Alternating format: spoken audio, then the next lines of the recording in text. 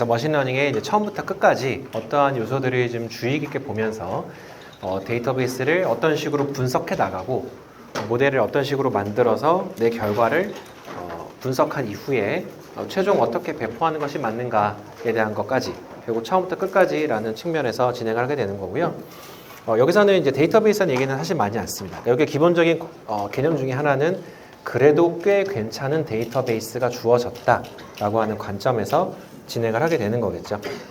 그래서 제가 여쭤보고 싶은 게 있는데 여러분 혹시 머신러닝 관련해서 요새 굉장히 코드가 많이 돌아다니고 있잖아요. 그래서 뭐 하우징 프라이스 예측이라든지 뭐 데이터베이스 그 타이타닉 아까 말씀드렸던 뭐 생존자 예측이라든지 뭐 그런 일반적인 머신러닝 모델들을 한번 실행해 보신 적 있으세요? 나 좀 실행해 봤다 있으세요? 그래서 이거에 대한 전반적인 내용은 이제 제가 앞선 차시에서 말씀드렸던 것처럼 핸즈온 머신러닝에 가시면 이제 GitHub 코드로 다 나와져 있습니다. 그래서 여러분들 실제 실행해 보시고 결과를 얻는 데 있어서는 아무런 어려움이 없으실 거고요. 내가 머신러닝 프로젝트를 맡게 되었다라고 했을 때 처음부터 끝까지 머신러닝 코드도 만들어야 되고 쭉 진행을 해야 되잖아요. 그 관점에서 제가 말씀드린다라고 했습니다. 그럼 어떠한 요소들을 봐야 할까가 밑에 이렇게 키포인트로 나와져 있습니다. 처음에 가장 먼저 봐야 되는 거 빅픽처를 봐라. 그러니까 큰 그림을 봐라. 여기서 말하는 큰 그림은 데이터베이스를 한번 쭉 봐야 되기도 하면서 동시에 내가 앞으로 만들어야 될 모델이 어떤 특성을 가지는가라는 것들을 봐야 된다라는 것이죠.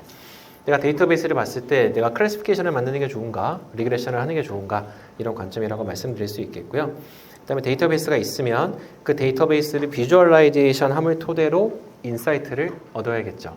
내가 어떤 일정한 피처가 있는데 그 피처는 어떤 뭐 범주형 데이터인가 혹은 뭐 약간 컨티뉴어스한 데이터베이스인가 이런 것들도 하나씩 아셔야 되겠고요. 그다음에 데이터베이스에 대해서 사전 준비가 좀 필요합니다. 예를 들어 어떤 컬럼에 좀 비어져 있는 데이터베이스라든지 혹은 뭐 나러 넘버가 들어가 있다라든지 좀 이상한 숫자 혹은 문자가 들어가 있는 거라든지 그런 것들이 다 데이터베이스 프리프로세싱 관점을 토대로 좀 정제가 되어져야만 비로소 5번째 스텝에서 데이터베이스에 넣어서 이제 모델에 넣어서 훈련을 할 수가 있는 거고요. 그럼 훈련하면 끝이냐? 이제 그러진 않죠. 내가 모델을 갖고 있는 여러 가지 파라미터들을 좀 최적화해서 내가 가장 좋은 예측 정확도를 가질 수 있는 모델을 만들어 보자. 그 다음에 내가 어떠한 식의 데이터베이스를 얼만큼 활용해야만 좀 성능이 좋아질까가 이제 파인 튜닝이 되겠고요. 모델 잘 만들면 마지막에 설득하는 과정이 필요하겠죠. 내가 만든 모델은 이것이고 이러한 정확도를 가지고 있으니 이걸 한번 사용해 보십시오라가 이제 present your solution이 되겠고요. 마지막으로는 얘를 이제 배포하고 계속적으로 모니터링 하셔야겠죠. 내가 머신러닝 활용하는 엔지니어로서 내가 모델을 만들면 끝이 아니라 이제 이거를 계속적으로 나만의 도면에서 활용을 하셔야 될 텐데 어떻게 하면 유지 보수를 할지 내가 이제 이 추후로는 어떻게 하면 데이터베이스를 더 가져올지 이런 것들을 고민하셔야 된다라는 겁니다. 그래서 엔드-투-엔드 머신러닝 프로젝트에 대해서 본격적으로 들어가 보도록 하겠습니다. 이거는 이제 90년대에 캘리포니아 인구조사에 기반해서 나온 데이터베이스를 갖고 있습니다. 그래서 이게 해변 그쪽에 이제 태평양이 되겠죠. 캘리포니아의 왼쪽 지역을 기반으로 해서 각각의 집 값이 나와져 있는 데이터베이스가 되겠습니다. 그리고 우리가 일단 알 수 있는 건 대충 생각만 해봐도 좀 바닷가에 있는 집들이 좀 비싸겠다, 뭐 몇 밀리언 하겠다 이런 생각이 좀 들잖아요. 그 다음에 대도시 근처에 있는 것들은 좀 비싸겠구나 이런 생각들도 한 번쯤은 우리가 예상을 해볼 수가 있는 겁니다. 그래서 이런 캘리포니아 하우징 프라이스에 대한 데이터베이스를 바탕으로 내가 여러 인자를 둬서 결국에는 이 하우징 프라이스를 예측하는 모델, 머신러닝 모델을 만드는 것이 이 엔드-투-엔드 프로젝트의 끝이 되겠죠. 그래서 이 관점을 여러분의 연구 관심 도메인에 그대로 가져올 수가 있는 겁니다. 물론 여기서의 전제 조건은 뭐냐면 내가 이거를 테이블화 할 수 있다라는 거죠. 그래서 다양한 컬럼, 우리로 치면 피처가 되겠고요. 다양한 피처를 내가 만들어낼 수 있고 그 다음에 레이블까지 있을 수 있다면 슈퍼바이즈드, 피처 베이스드 머신러닝을 할 수가 있다라는 겁니다. 그거를 하기 위한 여러 가지 단계들을 보여주는 게 이 예제다라고 보시면 되겠습니다. 가장 먼저 봐야 되는 것은 내가 어떤 피처들이 있는가이죠. 그래서 어느 지역에 몇 명이나 사람들이 사는지, 그 지역에서의 사람들의 인컴은 어떻게 되는지, 그 다음에 뭐 중간 집값은 어떻게 되는지, 뭐 이런 것들 한 번씩 쭉 볼 수가 있을 겁니다. 더 중요한 거는 내가 문제를 이제 정확하게 정의를 해야 되겠죠. 그래서 집값을 예측하니까 슈퍼바이즈드 머신러닝이 되겠고요. 피처가 여러 개가 들어가는 리그레션이기 때문에 이제 멀티플 리그레션. 요새는 이제 멀티플이라는 용어는 잘 안 쓰긴 해요. 그래서 그냥 리그레션 모델이다. 내가 값을 예측하니까요. 또 클래스를 예측하는 게 아니기 때문에 리그레션이다라고 볼 수가 있겠고요. 그 다음에 예측하고자 하는 물성이 하나죠. 집값 하나죠. 그래서 유니브레이트 리그레션이다. 혹은 멀티플도 있습니다. 여러분 뭐 어떤 구간에 따라서 값이 바뀌는 뭔가가 있다라고 하면은 동시에 예측해야 되는 게 세네 가지가 될 수도 있잖아요. 그랬을 때는 이제 멀티베리에이트 리그레션이 되기도 합니다. 그래서 내가 어떤 뭐 시그널을 예측하거나 할 때는 당연히 멀티베리에이트 유기를 할 때도 있고요. 많은 대다수의 문제는 이제 유니베리에이션 문제로 귀결 되긴 합니다. 그 다음에 데이터베이스가 계속적으로 바뀌느냐 우리 모델에서 일단 주어진 모델에서 끝이죠. 그래서 뭐 온라인 러닝이나 이런 것들은 필요 없다. 라는 측면에서 이제 배치 러닝이 진행이 되는 겁니다. 내가 이 관점, 내가 데이터베이스도 주어졌고 내가 아직 들어보진 않았지만은 대략적으로 봤을 때 이런 문제를 내가 풀어 나가야 되는구나라는 것까지 정립이 된 상태에서는 이제 모델을 만들기 위한 본격적인 작업에 시작을 하셔야겠죠. 내가 모델을 만들 때 그 모델의 성능을 먼저 어떻게 표시할까를 생각을 하셔야 되겠죠. 그랬을 때 보는 것 중에 하나가 이제 퍼포먼스 메저에서 뭐 여러분 들어보셨을 겁니다, 당연히. 그러니까 루트 민 스퀘어 에러라든지 민 앱솔루트 에러라든지 그래서 뭐 RMSE, 뭐 MAE, 혹은 뭐 RMSE에서 R 빼고 MSE라고 얘기하기도 하죠. 결국엔 내가 예측한 값이 실제 값과 얼마나 차이가 있는가에 대한 것들을 보여주기 위한 그런 메트릭으로 이제 RMSE나 MAE를 활용을 하게 됩니다. 근데 상대적으로 RMSE는 내가 어떤 값을 예측했을 때 아웃라이어가 좀 더 센서티브하게 되고요. MAE는 좀 센서티브하지 않다라는 것이 일반적인 관점으로 볼 수가 있겠고 그러면 둘 중에 뭘 보여줘야 되지? 이런 고민을 근데 사실은 하실 필요 없습니다. 여러분 어차피 리그레션 모델을 만드시면은 내가 예측값과 실제 값이 차이가 명확하기 때문에 그냥 다 보여주시면 돼요. 그래서 MA도 보여주시고 RMSE도 보여주시고 그다음에 이따 보여드릴 R스퀘어도 보여주시고 해서 내가 보여줄 수 있는 매트릭을 그냥 다 보여주는 게 속이 편합니다. 또 그의 토대로 내가 좀 더 아웃라이어가 있는가 아웃라이어가 없는가를 볼 수가 있고요. 그리고 그것보다도 가장 먼저 중요하게 되는 것은 예측 정확도를 단순히 RMS나 MA로 그냥 수치적으로 표현하지 말고 여기서 보여주는 이렇게 스캐터 플러스로 보여주는 게 가장 중요합니다. 이걸 봐야 전체 그림이 보여요. 내가 예측한 영역이 어느 정도이고 어느 영역이 좀 상대적으로 많이 몰려 있는지 예측이 좀 안 된 건지 이런 느낌들을 가져가셔야 되는데 RMS나 MA만 가지고 하시면 그게 안 보입니다. 그래서 이런 스캐터 플롯 그리시고 그 다음에 이 퍼포먼스 메저에 대해서 세 가지 인자에 대해서 보시면 되겠고요. 그 다음에 이제 R스퀘어라고 하는 스퀘어를 여러분 많이 리니어 구간에서 얼마나 설명력이 있는가를 보시기 위한 요소로 당연히 많이 보셨을 겁니다. 그래서 그 R스퀘어는 뭐 사람들이 그 0에서 이제 1 사이를 가지고 있는 숫자, 당연히 1에 가까울수록 좋은 거고요. 그러면 어느 숫자는 가져야만, 예를 들어 MA나 RMSE는 내가 예측하고자 하는 값에 디펜던트 하잖아요. 그래서 그 집값이다. 그러면은 우리가 뭐 한국 집값을 했을 때 뭐 대략 뭐 10억, 5억, 뭐 대충 그 레인지에 있을 것 같잖아요. 그래서 MA가 예를 들어 MA가 100억이다? 그럼 모델이 말도 안 되는 거죠. 그렇게 우리가 판단할 수가 있습니다. 그런데 R스퀘어 같은 경우에는 어차피 0에서 무조건 1 사이가 밖에 나올 수밖에 없어요. 그럼 어느 숫자가 좋은가? 이건 좀 애매합니다. 당연히 1이면 좋겠죠. 근데 1인 모델이 당연히 없기 때문에 일반적으로 사람들이 그냥 인식을 갖고 있는 거 0.8 정도 이상 나오면 꽤 괜찮다. 그래도 쓸만한 모델이다 라고 보는 거가 일반적인 것 같고요. 0.85나 9 이상 되면은 그래도 모델이 꽤 엑셀런트한 수준으로 이루었구나 라고 이제 보는 그런 약간 어느 정도의 어그리먼트는 있는 것 같습니다.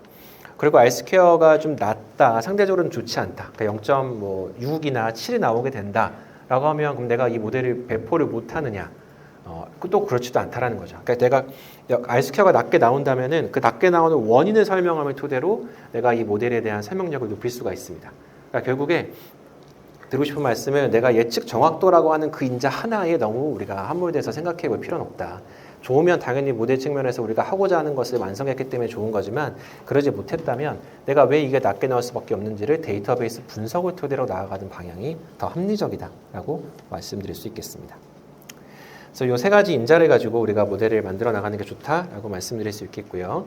그다음에 이제 데이터베이스를 가져오는 부분인데요. 이건 사실 뭐 코드라고 말할 것도 없지만 이제 여러분 그 주피터 노트북에서 혹은 그 아나콘다 패키지를 설치하시면 주피터 노트북이 따르려 오잖아요. 그래서 아나콘다 패키지 안에 있는 뭐 스파이더를 설치하신다라든지 그런 식으로 진행을 해서 요거를 쭉 코드를 실행해 나가시면 된다라는 거고요. 여기서는 이미 데이터베이스를 가져오는 프로세스 자체가 굉장히 잘 정립이 되어져 있습니다. 그래서 여러분이 그 GitHub에 있는 코드를 실행하시면 그대로 잘 가져다 올 수가 있고요. 여기선 데이터베이스를 정리를 할 때 판다스 데이터 프레임을 활용해서, 그러니까 PD를 활용해서 데이터베이스를 쭉쭉 분석을 해나갑니다. 그래서 PD에 대한 이해, 아까 1차시 강의에서 말씀드렸던 것처럼 어느 정도 판다스에 대한 이해를 가지고 있으셔야만 이 코드를 하나씩 이해 나가는 데는 어려움이 없으실 거다라고 말씀드릴 수 있겠고요. 제일 먼저 데이터베이스를 불러왔다라고 하면 바로 모델을 만들고 싶은 유혹이 생기지만 한번 꾹 참고 데이터베이스를 한번 보셔야 되죠.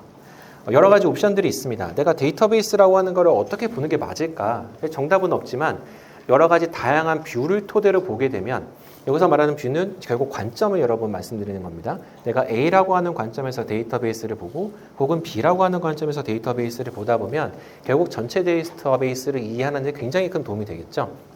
그래서 여기서 말하는 첫 번째는 이제 하우징 헤드라고 하는 명령어를 치면은 처음 5번째 로우가 그냥 쭉 출력이 됩니다. 그래서 그걸 토대로 내가 얘를 엑셀 파일을 그냥 여셔도 보셔도 되죠. 그래서 쭉 스크롤 해가면서 보셔도 되지만 내가 먼저 실행을 해서 대략 어떤 피처가 있고 어떤 숫자들이 나오는지를 한번 이렇게 감각적으로 보는 거. 그래서 초반에 이렇게 헤드라고 하는 명령어 토대로 볼 수도 있겠고요. 그 다음에 또 궁금한 것은 내가 얘가 숫자 DB가 있는 건지 혹은 어떤 문자가 있는 건지 그 다음에 데이터베이스는 몇 개나 있는지 이런 건 당연히 중요한 인자잖아요. 이건 대략 한 2600여 개 정도 데이터베이스가 되는 건데 내가 2600여 개에 대해서 어떤 데이터베이스가 비어져 있는지 혹은 얘네들이 뭐 숫자가 있는지 문자가 있는지를 일일이 확인해 나간다는 것은 굉장히 귀찮은 작업이 되겠죠. 그래서 하우징 인포라는 명령어를 토대로 한번 이렇게 쭉 보는 겁니다. 봤더니 약 2640개 정도 DB가 쭉 있는데 없는 것도 있죠. 이건 좀 비어져 있구나. 뭔가 DB가 문제가 있구나. 이런 관점을 가져갈 수가 있고요. 대부분 플로트 64로 데이터 숫자로 들어져 있는데 어떤 건 오브젝트로 이거 뭐 보니까 범주형, 카테고리컬한 데이터베이스가 들어가 있구나 라고 생각을 해볼 수가 있는 겁니다. 카테고리컬 데이터를 아는 게 왜 중요하냐? 당연히 컴퓨터가 읽어드리는 것은 숫자죠. 문자를 읽어드릴 수가 없습니다. 그래서 문자는 숫자로 바꿔서 읽어드려야겠죠. 그래서 이런 오브젝트, 그러니까 카테고리가 있을 때는 얘를 내가 이제 숫자로 바꿔서 얘를 컴퓨터가 읽을 수 있도록 그러니까 머신러닝이 훈련 가능하도록 바꿔줘야겠다라는 미리 예상을 한번 해보는 거죠. 그래서 이런 텍스트 피처가 된다면은 텍스트이기 때문에 텍스트가 보통 여러 가지 클래스로 나눠져 있겠죠. 그래서 여기서는 이제 오션 프락시미티 얼마나 오션에 가까운가에 대한 검증을 했는데요. 그래서 총 뭐 어떤 거 9,000개, 6,000개, 2,000개, 2,000개, 그 다음에 죄송합니다. 6,000개, 2,000개, 어떤 거 5개밖에 없고 이런 식으로 이렇게 각각의 구분되는 데이터베이스를 한번 쭉 보는 겁니다. 이거 봤을 때 이거는 데이터베이스가 좀 불균일하게 분포되어 있구나라는 걸 내가 한번 보통은 균일하게 분포되어져 있어야만 데이터베이스가 좋은 경우가 많거든요. 어느 한 곳에 몰아가게 되면은 훈련이 안 되는 경우가 허다합니다. 그래서 한 번쯤 내가 얘가 어쩌면 얘가 영향을 좀 안 좋게 줄 수도 있겠다.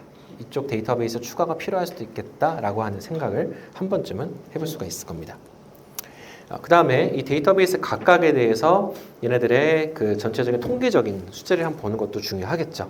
그래서 롱디튜드, 라티튜드 이런 것들에 대해서 몇 개나 있는지 아까 요건 앞에서 봤지만 평균값, 뭐 스탠드 디비에이션, 미니멈 값, 그다음에 뭐 하위 25%, 50%, 75%, 최대값. 그러니까 이런 분포를 쭉 보셔야만 이제 내가 대략적으로 얘를 비주얼라이제이션 하진 않았죠. 우리가 뭔가 그림을 그리진 않았지만 숫자적으로 보시면서 이 데이터베이스 각각의 피처의 특징을 한번 머릿속에 담아볼 수가 있는 겁니다.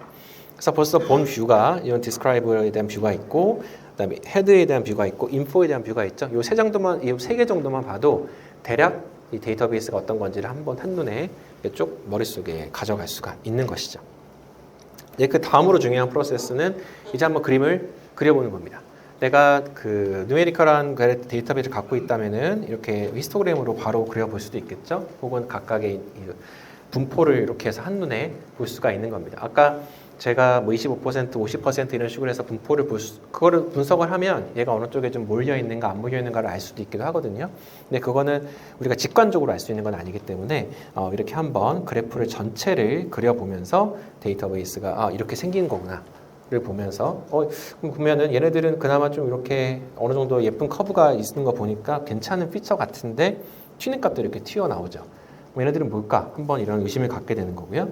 이런 걸 봤을 때는 좀 약간 양극화가 되어져 있구나. 그럼 얘네들은 어떤 거길래 양극화가 되어져 있지? 이렇게 한 번씩 이렇게 생각을 해볼 수가 있는 겁니다. 그러니까 이게 우리가 머신러닝 모델을 만들 때 피처의 디펜던시가 엄청 크다라는 거를 이미 알고 있기 때문에 피처를 정확하게 분석해 나가기 위한 하나의 과정이다라고 말씀드릴 수 있겠습니다. 예, 그 다음에는 데이터베이스를 이제 분리를 해 나가셔야겠죠. 제가 아까 이제 트레이닝 셋과 테스트 셋 이 두 가지에 대해서 말씀드렸는데 이거 사람마다 조금씩 보는 관점이 다릅니다. 내가 전체 데이터베이스가 100이 있다라고 하면은 80을 트레이닝으로 뺀 다음에 그 80을 뺀 트레이닝 안에서 정말 트레이닝과 밸리데이션을 나누는 사람들도 있고요. 그래서 그 뒤에 있는 이 테스트 셋이라고 하는 것은 전체 DB에서 무작정 뺀 상태에서 더 이상 이제 변하지가 않죠. 얘네는 크로스 밸리데이션 하는 것도 아니고 이 테스트 셋은 뭔가 항상 변하지 않는 어느 한 구석에 잘 보관을 해놓고 이 트레이닝 셋 안에서 크로스 밸리데이션을 한다라든지 혹은 비율 20대 80대 20에서 20대 80까지 바꿔가면서 데이터베이스 모델 디펜던시에 따른 모델 예측 정확도를 보시고 난 후에 그 모델을 가지고 테스트 셋에 대한 정확도를 보는 거, 그렇게 보는 방식도 있습니다. 당연히 그렇게 보셔도 되고요. 근데 여기서 이제 중요한 것은 뭐냐면 내가 이 테스트 셋의 정확도를 알면 굉장히 이 모델을 이해하는 도움이 된다라는 확신이 있으셔야 됩니다. 내가 이 뽑아낸 테스트 셋 자체가 그냥 어떤 특별한 기준 없이 랜덤하게 셀렉션 한 거라면은 내가 그 기준을 설명할 수가 없잖아요. 이게 왜 테스트 셋인가? 이게 왜 모델을 설명하기에 중요한 것인가? 라고 질문을 했을 때 사실은 할 말이 없습니다. 그냥 뺐습니다. 라고 할 수는 없잖아요. 그래서 이제 그런 경우에는 그냥 이렇게 굳이 밸리데이션 셋을 그러니까 이거 세 개로 구분하는 것보다는 테스트 셋을 계속적으로 바꿔가면서 모델마다 다른 정확도를 보는 것이 더 합리적입니다. 그래서 내가 데이터베이스를 이렇게 선택하면 예측 정확도가 이렇게 바뀌고 이걸 선택하면 이렇게 바뀌고 이런 식으로 보는 게 맞고요. 혹은 내가 이 테스트 셋이라는 것을 무조건 봐야 되는 굉장히 중요한 데이터베이스다라는 확신만 있으면 그러면 여기서 보여주는 이런 방식대로 데이터베이스를 처리하시면 되겠습니다. 그 다음에 내가 데이터베이스 셀렉션 할 때 중요한 요소들이 하나가 있는데요. 여기 보시면은 이제 1000명의 사람을 내가 뭔가 레프레젠테이션 하고 싶습니다. 그럴 때 이 1000명의 비율이 예를 들어 이제 그 남자와 여자의 비율이 80대 20으로 되어져 있다라고 했을 때 내가 데이터베이스를 그냥 가져오면 어떻게 될까요? 아무래도 남자가 선택될 가능성이 굉장히 높겠죠. 그럼 반대의 경우 되게 여자가 선택될 가능성이 높겠죠. 그러면 모델의 바이어스가 생깁니다. 결국 모델은 데이터베이스에 디펜던트한데 그 데이터베이스가 만약에 어느 한쪽 정보에 좀 치중되어져 있다면 당연히 그쪽 정보에 훈련이 많이 되겠죠. 그래서 그 비율에 맞게 가져오는 거를 보통 이제 가져오거나 혹은 정말 비율을 딱 맞춰서 가져오거나 이런 방식을 하게 되고요. 그래서 좀 더 좋은 거는 제가 생각하는 거는 스트래티파이드 샘플링입니다. 스트래티파이드 샘플링은 1000명에 예를 들어 800대 200으로 뭔가 DB가 나눠져 있다라고 하면은 내가 얘를 10% 선택할 때 80대 20으로 가져오는 겁니다. 그러니까 800대 200의 비율이 그대로 잘 유지되게 가져오는 거를 일반적으로 스트래티파이드 샘플링이라고 하고요. 스트래티파이드 샘플링이 특히나 더 유용할 때는 클래스가 임밸런스한 경우입니다. 아까 이제 우리 클래시피케이션 모델에서 보면 내가 바이너리 클래시피케이션이라고 할까요? A를 예측하거나 B를 예측하거나 그런데 그 DB가 만약에 A라고 하는 클래스가 압도적으로 많다. 예를 들어 90%대 B가 10%다. 그럴 경우에는 내가 훈련을 할 때 어쩔 수 없이 A라고 하는 클래스를 예측할 확률이 굉장히 높아지죠. 그래서 그 10이라고 하는 숫자를 무시할 수가 없습니다. 그래서 그 10이라고 하는 숫자의 최소한 어느 정도 이상은 좀 확보가 되게 내가 인위적으로 데이터베이스 선택을 해주는 게 중요하거든요. 그런 측면에서 이런 그 스트래티파이드 샘플링을 하는 게 중요하다라고 말씀을 드리고요. 그래서 그거에 대한 예제가 이렇게 되겠죠. 그래서 분포가 여러 가지 비록 비율은 다르나 그 비율에서 내가 어느 일정 포션을 가져올 때는 그 비율에 맞게, 그러니까 그 비율에 유지가 되게 최소한 DB를 가져온다라고 생각하시면 됩니다. 물론 이런 반론이 있을 수도 있습니다. 내가 비율이 다른 데서 랜덤하게 가져오면요. 어느 정도 그 비율을 반영해서 가져오긴 하거든요. 그래서 그 내가 스트래티파이드를 하나 랜덤으로 하나 분포가 아주 드라마틱하게 차이가 나느냐? 사실은 그러진 않죠. 하지만 우리는 어떠한 그 모델의 그 정합성 혹은 모델의 신뢰도를 가져가기 위해서 내가 최소한 모델이 선택하는 데이터베이스에 대해서 내가 믿을 수 있는 데이터베이스, 내가 이 비율을 잘 반영한 데이터베이스들을 가져오고 싶거든요. 그래서 내가 스트래티파이드 샘플링 했다는 것을 명시를 하고 그 다음에 데이터베이스를 가져오는 게 가장 모델을 만드는 데 합리적이다 라고 볼 수 있겠고요. 그 다음에 데이터베이스에 대한 이해를 또 계속적으로 강조하고 싶은 부분은 내가 어떤 식으로 데이터베이스를 보느냐에 따라서 들어온 정보가 다릅니다. 아까는 저희가 이제 뭐 인포 이런 식으로 해서 테이블화된 데이터베이스를 가져왔었는데요. 어떻게 비주얼라이제이션 하느냐에 따라서도 달라집니다.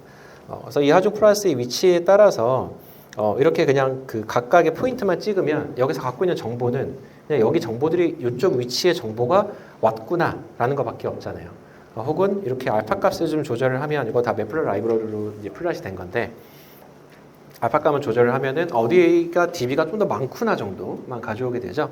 하지만 내가 좀 더 욕심을 부려서 여기다가 하우징 프라이스까지 색깔을 입힌다면 그럼 훨씬 더 여러분 설명하기가 좋아지죠. 그래서 이런 비주얼라이제이션을 잘하는 거 여러분이 그러니까 이거는 예쁘게 만들고의 관점이 아니고요. 내가 설명하고자 하는 데이터베이스의 어떤 결과물을 상대방을 설득하기 위해서 쓸 때는 최대한 그 정보가 어느 정도 내가 강조하고자 하는 부분이 함축적으로 들어가 있으면서 그리고 여러 개의 피거를 가지고 설명하지 않아도 되는 식으로 생각을 하셔야 되는 겁니다. 그래서 이런 식으로 하면 한 번에 위치가 어떻게 되고 분포가 어떻게 되고 가격 분포가 어떻게 되는 것까지 한 그림으로 한 번에 설명할 수가 있으시죠. 그래서 그런 것들을 항상 고민하셔야 됩니다. 그래서 제가 이제 매플러 라이브러리를 소개시켜 드렸지만 이거 말고도 뭐 C본이라든지 그런 식으로 이런 여러 가지 다양한 그림을 다양한 형태로 그려주는 파이썬 기반 패키지들이 계속적으로 나오고 있고요. 그거를 내가 먼저 아무것도 없는 상태에서 상상해내기는 굉장히 어렵거든요. 하지만 다른 사람이 그려놓은 것들을 우리는 배우잖아요. 우리가 모방을 통해서 배우기 때문에 그런 다양한 예제를 먼저 보시는 걸 추천을 합니다. 그렇게 잘 그려진 잘 설명되어진 피거들을 쭉 보시면서 이거 내 쪽에 가져오면 되겠다 이렇게 한 번씩 미믹해 보시는 거 추천을 드리고요. 데이터베이스에 대한 인사이트를 얻기 위해서 이제 본격적으로 좀 더 수치적인 기법들을 함께 보면서 가져올 건데요. 여러분 가장 많이 들어본 것 중에 하나가 이런 코릴레이션이 있을 겁니다. A가 증가할 때 B가 증가하느냐, A가 증가할 때 B가 감소하느냐 이렇게 보는 코릴레이션, 상관관계를 보는 코릴레이션이 있는데요. 이거는 마이너스 1부터 1까지. 그래서 1이면은 완전한 그러니까 파지티브한 릴레이션을 갖게 되는 것이고요. 마이너스 1이면은 네거티브한 릴레이션을 갖게 되죠. 그리고 뭐 중간 어딘가 위치하면은 데이터베이스 설명이 안 되는 거고. 그래서 이런 코릴레이션을 가지고 있는 거는 x가 증가할 때 y가 어떻게 변할 수 있느냐를 알 수 있는 이제 그 관계를 볼 수 있다라는 거고. 여러분 이제 상관관계를 좀 고민하셨으면은 이게 인과관계가 아니다. 요거는 아마 다 들어보셨을 것 같습니다. 예, 그래서 제가 인과관계 얘기할 때마다 이제 맨날 드는 예가 졸지아주였나 정확히 기억이 안 나는데 거기에 초콜릿 판매량이 엄청 늘어났는데 예를 들면 범죄율이 올라갔다라는 겁니다. 두 개의 코릴레이션을 보면은 초콜릿 판매량과 범죄 증가량이 리니어하다고 해요. 그럼 초콜릿 많이 먹으면 범죄를 많이 저지르냐? 인과가 아니죠. 그러니까 두 개는 그냥 그러니까 상관이 있지만 그냥 그게 어떤 통계적으로 의미를 갖고 있느냐? 그건 아니라는 거죠. 그래서 이 코릴레이션을 보실 땐 그거 좀 주의하셔야 되고요. 그런데 이 코릴레이션을 잘 쓰면 내가 그래도 이 모델에서 내가 인과관계는 비록 아닐지라도 그래도 내가 도메인에 대한 이해가 있으면 대략적으로 내가 가진 지식을 기반으로 인과관계를 유추할 수가 있습니다. 아까 초콜릿과 범죄율은 말도 안 된다라는 건 이런 바로 직관적으로 아실 수 있겠지만 또 내가 이 도메인에 대한 전문가라면 내가 만약에 수입이 되게 많다. 상대적으로 비싼 집에 살 것 같은 인과관계가 있을 것 같잖아요. 그게 제가 100% 맞다고 주장할 수는 없어도 대략적으로 그런 인과관계가 있을 수 있겠다. 그래서 그 어떤 소득은 중요할 수도 있겠다. 이렇게 생각해 볼 수도 있는 거죠. 그래서 이렇게 한번 전체 그림을 한번 쭉 그려보고 그 다음에 데이터베이스 분포에 따라서 상관관계가 어떻게 되고를 하나씩 보는 것이 이제 피처에 대한 이해도를 높이는데 아주 큰 도움을 줍니다. 지금 피처가 뭐 우리가 20개, 30개 정도가 되면은 이런 그래프 그리는 거 한눈에 다 볼 수 있는데요. 근데 때때로 피처가 제가 쓸 때 3,000개 정도도 쓰는 경우가 있거든요. 그럼 그렇게 되면 이 3,000개를 어떻게 보느냐 이렇게 사실 보기 쉽지 않죠. 그래서 먼저 코릴레이션이 높아 보이는 거를 먼저 좀 뽑아보고, 그러니까 굉장히 절대값 기준으로 1에 가까운 것들을 먼저 뽑아본 다음에 걔네들 뭐 상위 50개만 이렇게 한번 본다라든지 이런 식의 방식으로 여러분 데이터베이스를 계속적으로 이해하는 과정이 앞선 단계에서 굉장히 중요한 과정이 됩니다. 네. 그래서 이게 이제 제가 그 코릴레이션이 이제 코디에이션이 아니다라는 거를 보여주는 어떤 카투닉한 걸 한번 그려봤으니까요. 이거 나중에 한번 참고해 보시면 되겠습니다. 네, 그럼 코릴레이션을 할 때 내가 이제 높은 코릴레이션을 가지고 있는 게 많으면 그럼 예측 정확도에 도움이 주는가? 그렇습니다. 그런데 이제 그런 뷰도 있어요. 내가 코릴레이션이 높은 피처를 가져오게 되면은 그 피처의 변화에 따라서 모델이 너무 많이 따라가거든요. 그래서 오히려 너무 높은 코릴레이션을 가지는 피처는 제거하는 경우도 있습니다. 그게 이제 오버핏을 제거하기 위해서 그렇게도 한다라는 건데요. 제 개인적인 의견은 사실 그거를 빼는 거가 더 안 좋은 경우가 많다가 이제 제 개인적인 어떤 경험이 되겠는데, 근데 그건 여러분 어느 정도 아시고 시작하는 게 좋을 것 같습니다. 굉장히 어떤 피처 자체가 코릴레이션이 0.9가 나오는 코릴레이션이 있다. R스퀘어 기준으로 0.81이죠. 굉장히 높은 피처를 가지고 있고요. 다르게 보면 그 피처만 있어도 내가 모델을 예측하는데 크게 문제가 없겠죠. 그러면 내가 얘가 도움이 될까? 도움이 되지 않을까? 이거 한번 판단해 보셔야 된다라는 겁니다. 그리고 또 이제 여기서는 아주 간단한 의미에서의 피처 엔지니어링이 나와 있는데요. 피처 엔지니어링은 아주 간단하게만 보면은 2개의 피처 혹은 3개의 피처를 조합함을 토대로 새로운 피처를 만들어 내가는 겁니다. 그래서 여기서 이제 어떤 피처 엔지니어를 했냐면은 뭐 전체 방 대비 화장실 수는 몇 개나 있는가, 뭐 이런 비유들을 본 거죠. 집이 예를 들어 집이 방에 10개다. 그냥 화장실이 1개만 있는 집과 화장실이 5개만 있는 집과는, 예를 들어 방이 10개인데 화장실이 하나만 있다? 왠지 약간 기숙사 같은 느낌이 들잖아요. 근데 10개인데 화장실이 5개가 있다 혹은 10개가 있다? 그럼 굉장히 독립적으로 비싼 집일 것 같은 이미지를 주게 됩니다. 그게 내가 이런 쪽에 대한 이해를 바탕으로 데이터베이스를 살짝 가공하는 식의 피처 엔지니어링이 될 텐데요. 그 기저에는 피처 엔지니어링을 할 때 쓰는 피처가 그래도 어느 정도 좀 의미 있는 걸 쓰는 게 좋지 않을까라는 거고요. 그 다음에 의미 있는 걸 쓸 수 없다면, 그러니까 숫자적으로, 그러니까 코릴레이션적으로 의미 없는 걸 쓸 수 없다면 의미적으로 의미가 있는 거.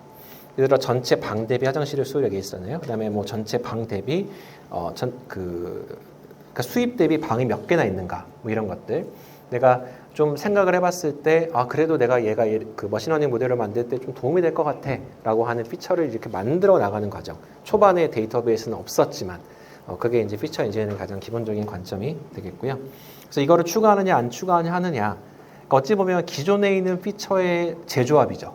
사실 별거 없습니다. 내가 10개가 피처가 주어졌는데 그거 살짝 나누기 곱하기 뭐 해가지고 11개 피처로 만든 것 뿐일 수도 있어요.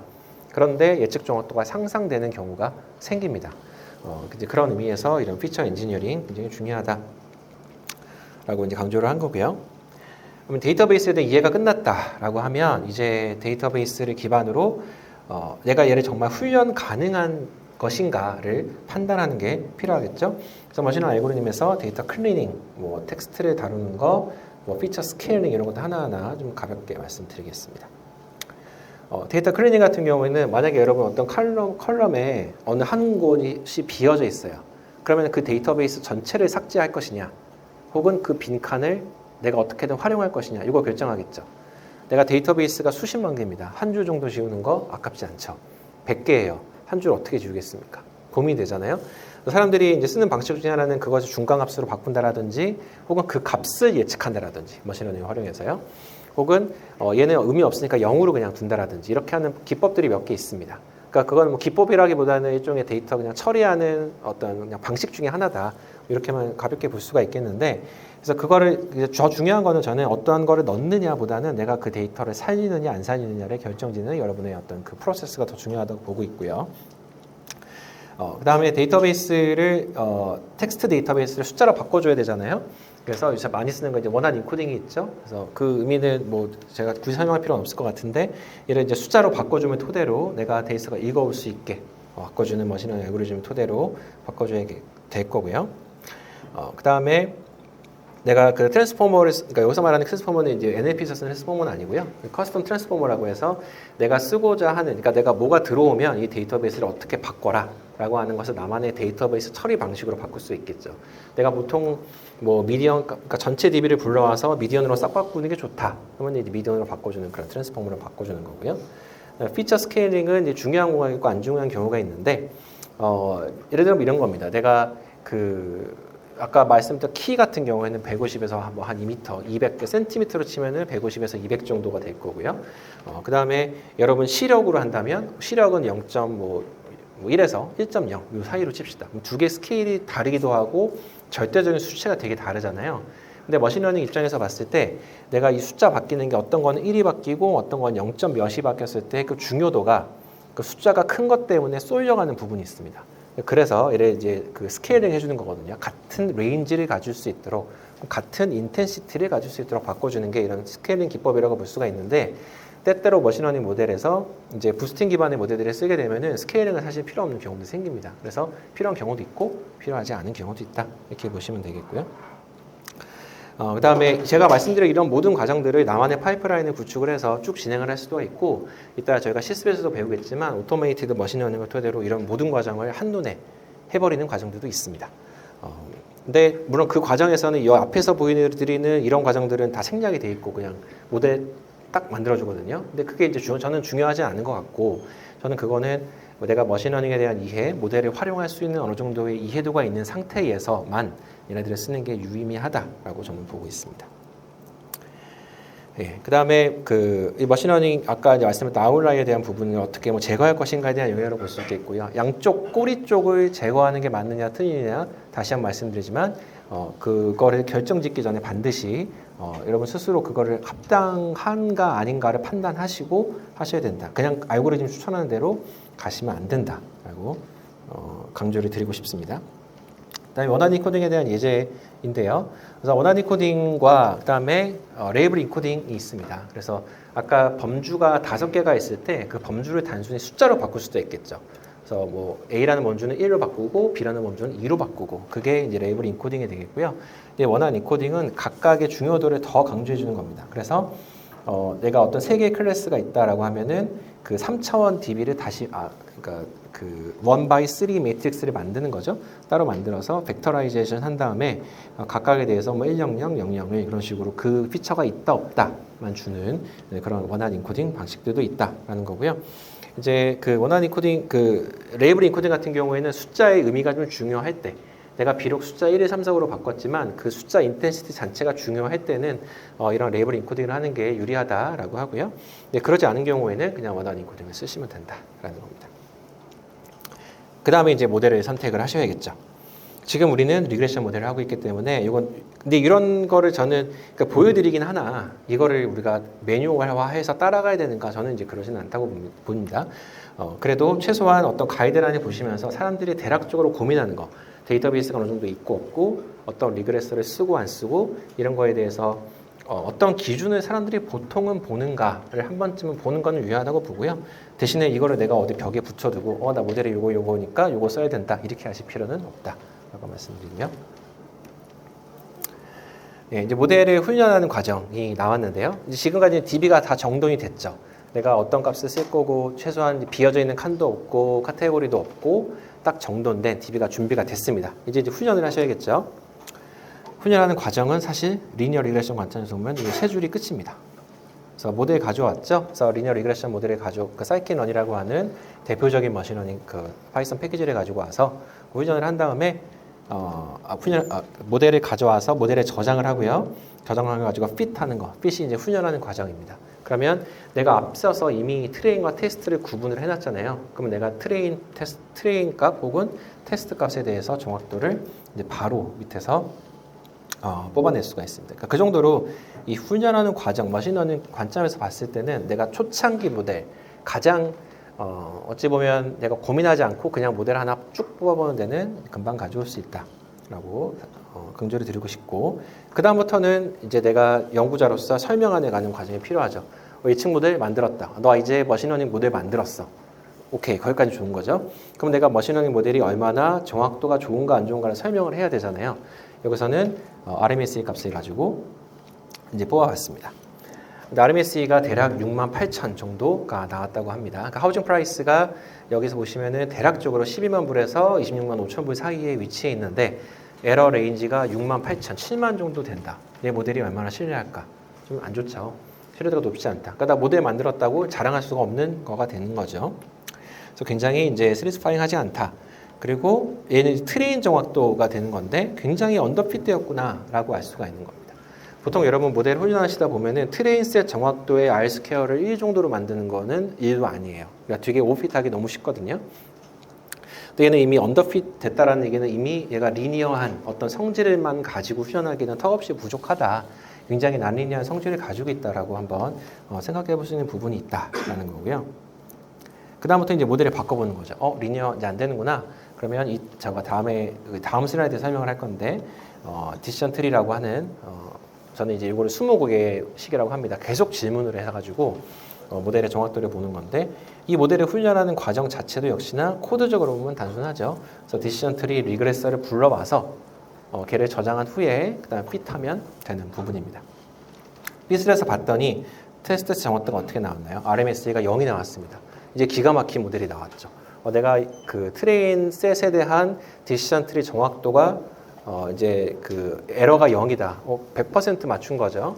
하지만 당연히 이거는 트레인 셋에 완전히 핏됐기 때문에 테스트 정확도가 좋을 수가 없습니다. 그래서 굉장히 오버핏됐다라고, 물론 이것만 보고 오버핏됐다고 판단하는 거는 좀 약간 과하고요. 이 이후에 테스트 셋 정확도를 당연히 뽑아봐야죠. 그리고 나서 트레인 셋 정확도가 얼마나 차이가 있느냐를 보는 그 시간이 필요한데 사실 100에 99는 RMSE가 0이 나온다, 오버핏 됐을 수밖에 없다라고 볼 수 있겠습니다. 그 다음에는 내가 모델의 성능을 이제 보여줘야 되는데 크로스 브레디션 당연히 해야 된다고 말씀드렸잖아요. 내가 데이터베이스 전체에서 어떤 부분을 선택하느냐에 따라서 테스트셋 정확도가 어떻게 바뀌는지를 K-폴드 크로스 브레디션을 토대로 평균값과 그 다음에 에러 레인지를 다 보여주셔야 된다라는 거고요. 이렇게 K-폴드 하는 것도 있고요. 이거는 leave one out cross validation 이라고 해서 LOCV가 있는데 이거는 그러니까 하나를 빼고 나머지를 가지고 훈련한 다음에 하나만 예측하는 거를 쭉 해보는 겁니다. 그래서 데이터베이스가 6개로 나눈다면은 6번 반복하는. 그러니까 LOCV나 뭐 K-폴드나 당연히 정확도를 설명하는데 전혀 무리가 없고요. 일반적으로는 K-폴드가 좀 더 대중적으로 쓰이고 있다라고 느껴집니다. 어차피 둘의 철학은 똑같거든요. 내가 훈련하는 영역을 어느 한쪽으로 모이지 않고 전반적인 과정을 토대로 예측 종합도의 성능을 분석한다. 되기 때문에 그렇습니다. 그럼 앞서서 말씀드렸던 모델들 두 개 플러스 이제 랜덤 포레스트라는 모델까지 이따 이건 또 설명을 드릴 텐데 일단은 이 모델들 각각을 불러오는 거는 라인 3개로 해결이 되는 거고 여기서 이제 보고자 하는 것은 내가 이걸 가지고 트레인셋의 정확도를 얼만큼 오버핏 안 되게, 언더핏 안 되게 만들면서 테스트셋의 정확도를 만들어 나갈 것인가를 이제 본다라는 거가 되겠습니다. 그래서 이것까지 되게 되면 이제 모델 성능을 이제 비교할 수 있잖아요.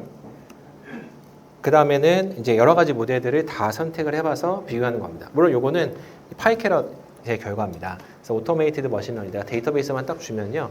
거기서 카용 가능한 모든 모델들을 한 번에 다 돌려가지고 성능을 다 보여주거든요. 근데 우리가 이거를 매뉴얼하게 하는 과정은 당연히 저는 중요하다고 생각합니다. 우리가 모델 각각을 너무나 자동화를 하게 되면 결국에 해석의 한계에 부딪히게 되기 때문에 내가 모델 하나하나 직접 써보는 건 좋은데요. 이건 어떤 가이드라인을 줍니다. 좀 귀찮잖아요. 모델 다 써보는 거. 그래서 모델 한 번에 써보고 이 중에 어떤 것이 좀 좋다라는 거를 이제 보여주는 그런 형태가 되는 모델이라고 보시면 되겠고요. 이제 그 다음부터는 이제 파인 튜닝을 하셔야 됩니다. 데이터베이스도 잘 정리됐고 내가 이제 좀 괜찮은 모델도 좀 찾은 것 같다. 약간 랜덤 포레스트 모델이 가장 좋았었는데요. 이 모델이 가장 좋으면은 이 모델 자체의 개선점이 당연히 있겠죠. 그래서 랜덤 포레스트에서 사용되는 우리가 여기서는 그러니까 우리 보통 얘기하는 거는 파라미터가 되고요. 이런 머신러닝 이쪽 도메인에서 쓰는 용어로는 이제 하이퍼 파라미터가 되겠죠. 그래서 얘가 쓸 수 있는 다양한 피처들에 대한 조합을 토대로 이 모델이 갖고 있는 아주 궁극적인 성능을 뽑아내는 거가 목표가 될 겁니다. 그런데 사람들이 먼저 생각해 볼 수 있는 것은 그리드 서치가 있어요. 영역을 지정을 해두고요. 그 영역 안에서 모든 점을 다 찾는 거. 다 찾으면 좋지만 굉장히 지루하겠죠. 바둑판 모양 생각하시면 됩니다. 그 바둑판에서 최고의 지점을 찾기 위해서 모든 바둑판에 있는 모든 영역을 다 탐색하셔야 되잖아요. 그래서 굉장히 지루한 과정이다. 하지만 그거를 하면 좋은 거는 내가 영역만 잘 추출한다면 최고의 모델을 찾아낼 수 있겠죠. 시간은 비록 굉장히 오래 걸리겠지만 그건 좋지 않습니다. 그래서 사람들이 이렇게 쭉 해서 전체 모델 파라미터 다 뽑은 다음에 이 중에 가장 베스트 모델 이렇게 딱 뽑는 방법도 내가 리소스만 충분히 많고 시간만 충분히 확보된다면 괜찮은 방식 중에 하나예요. 근데 그걸 하긴 너무 부담이 따르니 랜덤와이즈 서치랑 좀 구분하는 것을 선택을 합니다. 그래서 랜덤와이즈 선택은 아까 제가 바둑판 말씀드렸잖아요. 그래서 바둑판 위에 점을 랜덤으로 막 찍어본다라고 생각하시면 돼요. 그러면 내가 랜덤으로 막 찍다 보면 어느 정도 괜찮은 영역이 좀 보이겠죠. 그 보이고 나면 그 영역 안에서 그리드 서치 하시면 됩니다. 저는 그게 가장 괜찮은 방식 중에 하나다라고 이제 생각을 하고 있고요. 뭐 베이지안 기반의 모델 서치도 있고 여러 가지 방식들이 좀 있어요. 사실은 하이퍼 파라미터 오토메이션 할 때. 근데 저는 어차피 우리가 탐색하고자 하는 그 파라미터의 스페이스는 어차피 아주 크진 않기 때문에 어느 정도 랜더마이즈해서 좀 영역을 이렇게 내로우 다운 해 나가고 그 좁아진 영역 안에서 그리드 서치를 좀 파인하게 해가지고 가장 최적의 모델을 섞는 것이 중요하다라고 생각을 합니다. 그다음에 여러분 파라미터 오토메이션 좀 해보신 분들은 느끼셨을 수도 있는데 이거에 따라서 성능의 변화가 드라마틱하냐? 사실은 그러진 않습니다. 최소한 제가 경험했던 거는 그래서 너무 여기에 힘을 그러니까 예를 들면 0.5%의 하이퍼 파라미터 차이를 내가 정확하게 구분해서 최고의 모델 그 누구도 찾아내지 못했던 최고의 모델을 찾기 위해서 노력하는 시간은 생각보다 좀 줄이시는 게 좋다. 그러니까 어느 정도 랜덤화이즈해서 어느 정도 큰 영역 안에서만 하이퍼 파라미터 옵티메이션 하는 게 성능 변화에 어차피 아주 큰 영향을 주지 않기 때문에 하지만 하긴 하셔야 됩니다. 어느 정도 상승이 되는 경우가 있거든요. 네, 그래서 모델이 최종적으로 이제 준비가 됐다라고 하면은 내가 갖고 있는 것에 이제 피처 임포턴스를 뽑아볼 수가 있습니다. 그래서 피처 임포턴스의 의미는 뭐냐면 내가 이 피처를 썼을 때 내가 예측하고자 하는 값이 잘 예측이 되더라. 그거에 굉장히 두 개의 그러니까 연관성이 있다라고 보는 인자 중에 하나가 되겠고요. 그래서 일반적으로 이거를 추출하는 방식은 피처가 있고 없고에 따라서 정확도 변화를 보면서 그 중요도를 측정하게 됩니다. 그러니까 얘가 있으면 정확히 예측이 잘 되고 얘가 없으면 예측이 안 된다. 그럼 그 중요도가 높아지겠죠. 그래서 이 중요도가 높아지면은 이것을 가지고 이제 요새 그 설명 가능한 뭐 인공지능 이런 거를 쓸 때 피처 임포턴스를 가지고 하는 경우가 굉장히 많이 있습니다. 그래서 피처 임포턴스를 뽑을 때 이렇게 제가 방금 말씀드렸던 그런 방식으로 뽑기도 하고 또 여러 가지 패키지들이 나와져 있습니다. 그래서 뭐 라임이나 뭐 셰플리 어널리시스라고 말하는 이런 다양한 모델들이 나와져 있는데요. 이 모델들을 쓰면은 결국에 내가 피처 베이스드 머신러닝을 했을 때 얘가 어떠한 인자가 중요한가에 대한 것들을 이렇게 설명하기가 좀 어려울 때가 많거든요. 근데 그거를 좀 다양한 각도에서 분석을 해주는 툴이라고 보시면 되겠습니다. 그래서 이거 사용하기도 잘 어렵지 않기 때문에 여러분 피처 베이스드 하신다면 꼭 사용해 보시면서 여러분 최대한 이런 모델을 설명하기 위한 방식으로 고민해 보시는 것을 추천해 드리고요. 내가 최종 모델 다 만들어졌으면은 이제 그 다음에는 앞에서 여러 가지 파이프라인 만들 수 있고 트랜스포머 기반으로 모델을 그러니까 커스텀 트랜스포머를 만들어 가지고 내가 모델 데이터베이스를 좀 처리하는 데 도움이 된다라고 말씀드렸잖아요. 그래서 이렇게 아주 간단한 코드로만 내가 이미 그러니까 앞에서 말씀드렸던 커스텀 트랜스포머라든지 혹은 파이프라인 같은 것들은 하나의 함수로 저장을 해두고 그 함수를 그냥 불러오면 토대로 내가 모델을 만드는 건 이렇게 간단하게 할 수 있다. 그래서 나만의 오토메이티드 머신러닝 코드를 당연히 만들어낼 수가 있겠죠. 그러니까 요거를 잘 해놓은 게 그냥 파이캐럿이다 이렇게 보셔도 돼요. 예, 그 다음에 이제 파인 튜닝 하고 나면은 배포를 하셔야겠죠. 그래서 뭐 피클 파일로 저장을 해가지고 다른 사람이 쓸 수 있게 배포를 한다라든지 혹은 뭐 주피터 노트북으로 만들었다면 그걸 그대로 해서 배포하는 방식도 있겠고요. 배포하는 방식은 여러 가지가 있겠습니다. 그 다음에 제가 아까 어떻게 그거를 설명하느냐가 중요하다고 했는데 이런 비주얼라이제이션과 관련해서 사람들도 책도 만들었습니다. 그래서 데이터 비주얼라이제이션에 대한 기초. 굉장히 제목이 막 좀 끌리잖아요. 이거 보면은 그러니까 다양한 그림 예시가 나와져 있습니다. 그거 말고도 뭐 GNU 플랫이라든지 이런 여기 뭐 시본, 뭐 매트리얼은 좀 그렇고 매트리얼 라이브러리나 뭐 이런 뭐 GG 플랫 2 같은 것들 여러 가지 비주얼라이제이션을 도와주는 패키지가 많이 있기 때문에 여러분 결과를 그러니까 단순 어떤 텍스트로 설명하려고 하지 마시고요. 내가 이번에 모델 만들었는데 나 모델의 R 스퀘어가 0.9가 나왔어. 근데 다음 질문은 그래서이거든요. 그러니까 당연히 그 어떤 숫자로 말씀하시지 마시고 그림으로 이게 어떤 의미가 있고 얘가 어떤 영역이 예측이 잘 되고 어떤 영역이 좀 약하고 내가 갖고 있는 데이터베이스가 어떤 아웃라이어가 있었던 것 같고 뭐 R 값이 어떻게 되고 그런 모든 것들을 다 텍스트 기반이 아닌 이런 비주얼라이제이션 된 기반으로 설명하시는 거가 훨씬 더 유리하다고 볼 수 있겠습니다. 예, 그러면 이제 방금 했던 1부터 8까지의 과정을 쭉 한번 훑어봤습니다. 결국 여기서 그 전반적인 큰 그림을 내가 그릴 수 있었는가? 나에게 만약 어떤 태블러한 데이터베이스가 주어졌다면 이제 나는 어떤 거를 내가 봐야 되고 어떤 거를 어떤 식으로 처리해서 모델을 만들기 시작해야 되고 최종적으로 어떤 식으로 배포해야 되는가까지 여러분이 이제 머릿속에 담겨 있다면 그러면 이제 엔드투엔드 머신러닝의 준비가 끝난 것이죠. 그럼 지금부터는 여러분 새로운 데이터베이스가 주어지면 이제 여러분만의 엔드투엔드 머신러닝을 할 수가 있겠죠. 40여 분 좀 안 되게 전반적인 설명을 좀 드리고요. 그러니까 오늘 클래시피케이션과 리그레션을 저희가 전반적으로 다루고 있는데 여기서 대표적으로 쓰이고 있는 그러한 알고리즘들에 대해서 한번 설명을 드리도록 하겠습니다. 이제 머신러닝의 세 가지 분류, 말씀드렸던 것처럼 슈퍼바이즈드와 언슈퍼바이즈드, 리인포스먼트 러닝 이 세 가지가 큰 축이다 이렇게 말씀드릴 수 있겠고 우리는 그 축에서 이쪽, 그러니까 클래시피케이션과 리그레션을 다루고 있다라고 보실 수 있겠고요. 내가 만약에 그 머신러닝을 할 때 일단은 앞서서 제가 아까 테이블 같은 거 하나 보여드렸었잖아요. 그래서 내가 데이터베이스가 있고 모델을 한번 빠르게 돌려보고 싶다라고 하면은 그 파이캐럿에 기반해서 로우 코드 머신러닝이 나와져 있습니다. 저쪽에 한번 들어가 보시면은 그냥 DB 하나 주어지고요. 그 다음에 그 DB에 대해서 자동으로 분석해내는 모든 툴이 굉장히 편리하게 되어져 있거든요. 그래서 여러분이 추천드리는 거는 이제 클래시피케이션과 리그레션 모델을 독립적으로 한번 만들어 보시고 그 다음에 그 만든 것을 어떻게 하면 또 자동화된 거 코드, 요 파이캐럿을 한번 돌려보시고 그 두 가지를 왔다 갔다 하시면서 그쪽 그 머신러닝 모델에 대한 어떤 그 이해도를 넓혀 나가시는 것을 추천을 합니다. 예, 그럼 클래시피케이션을 먼저 볼 텐데요. 이 핸즈온 머신러닝 책에서 이 슈퍼바이즈 러닝의 그 클래시피케이션 모델에 대한 설명을 할 때 이제 MNIST DB를 가지고 설명을 합니다. 사실 굉장히 좀 올드한 DB로 느껴질 수도 있고 그러겠습니다. 그러니까 MNIST DB, 근데 이것만큼 또 설명하기 편한 것도 없어서 이 책에서는 계속 요거를 쓰는 것 같고요. MNIST DB는 이제 미국 그 인구 조사국에서 조사국 사람이나 혹은 이제 고등학생 학생들이 이제 손글씨를 쓴 겁니다. 그래서 MNIST를 사람들이 보통 우리가 코드 처음 배우면은 뭐 프린트 헬로, 프린트 뭐 파이썬 해가지고 이제 첫 문장을 배우잖아요. 그런 것처럼 머신러닝이 헬로 월드다 뭐 이런 표현도 쓰는데요. 이렇게 왼쪽에서 보는 것처럼 이렇게 손글씨가 쭉 나와져 있습니다. 그래서 이 모델의 목적은 뭐냐면 그림을 머신러닝에 보여주고요. 머신러닝이 이 숫자를 예측하느냐 안 하느냐에 대한 그러니까 이미지 클래시피케이션이라고 보실 수 있겠고요.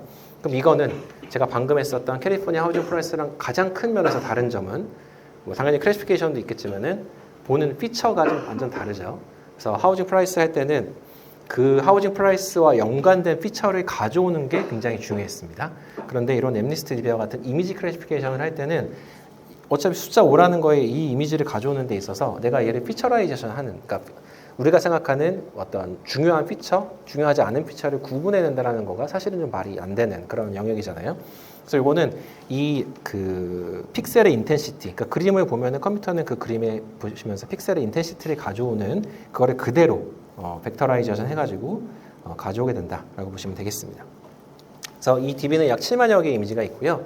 그 다음에 각각의 이미지는 784개의 피처가 있다라고 합니다. 피처는 어떻게 구분된 거 있느냐? 픽셀에 따라 달라지는 거죠. 그래서 28바이에 28로 매트릭스가 구분되어져 있는, 그러니까 28 스퀘어는 784개니까요.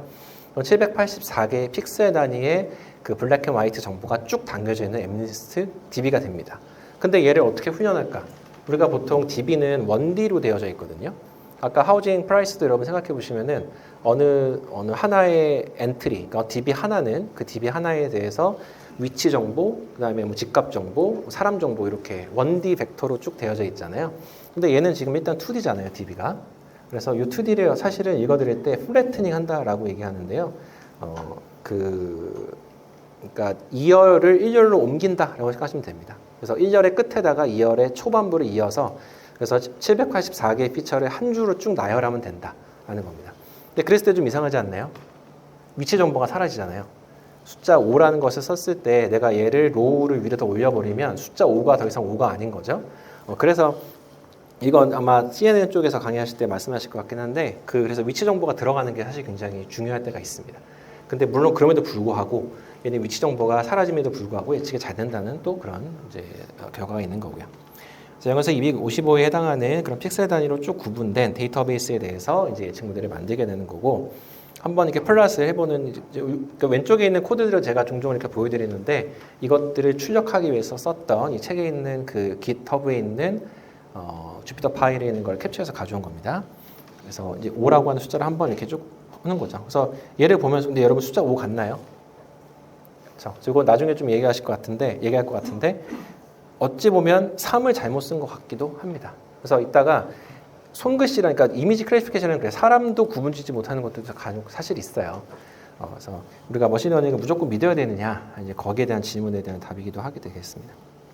그럼 넷리스트 관점에서는 이제 바이너리 클래시피케이션이 될 거고요. 예를 들어 숫자 5냐, 숫자 5가 아니냐를 구분짓는 클래시파이어를 쓸 수가 있을 겁니다. 그러면 얘는 이제 중요한 거는 숫자 1, 2, 3 그런 게 중요한 게 아니고 5냐, 5가 아니냐. 그러니까 바이너리로 구분을 하게 되는 거고요. 클래시파이어의 종류는 대략 20개 이렇게 많이 있습니다. 그러니까 제가 이제 바라보는 뷰는 각각의 클래시파이어를 완전 스크래치부터 완전한 원리를 이해하는 게 중요하냐. 저는 그거 중요하다고 보시는 분도 당연히 있습니다. 근데 저는 아직은 그렇게까지 중요하지 않다라고 보고 있고요. 대신에 그 클래시파이어가 가진 특징 혹은 얘가 얼마나 일반적으로 성능이 좋은가 안 좋은가 그다음에 얘가 가지고 있는 어떤 물리적인 의미들을 나만의 언어로 어느 정도까지 설명할 수 있는가 그게 저는 가장 중요하다고 봅니다. 그래서 이론적으로 완전히 파고들었다 그것까지는 저는 아직 중요하지는 않다고 저는 보고 있습니다. 근데 그건 이제 제 뷰니까 이러면 꼭 반드시 거기에 동의하지 않으셔도 되고요. 그래서 이런 클래시피케이션을 할 때 클래시피케이션 문제 중에 어떤 그 안에서 수학적으로 최적화 문제를 푸는 문제가 대부분이기 때문에 그럼 최적화된 포인트를 어떻게 찾느냐에서 대표적으로는 여기서 이제 스토캐스틱 그레이디언트 데스트 방식이 있습니다. 그래서 이 GD 방식은 여러분 수치에서 들으셨으면 아마 그 뉴턴스 메소드에서 최적된 뭐 이런 그 포텐셜 웰 같은 거 찾으실 때 가장 뭐 최적점 찾을 때 여러분 많이 풀어보셨을 건데요. 이런 그레디언트 테스트 문제를 풀 때는 사실 보통 한 번에 풀어내기 때문에 한 스텝만으로 정확하게 정보를 얻을 수 있으나 혹은 그 찾아가는 최적화 단계가 굉장히 최적의 라우트만 찾아가게 되죠. 하지만 하나의 스텝 각각이 보통은 2차 미분을 해야 되기 때문에 오래 걸린다는 단점이 있습니다.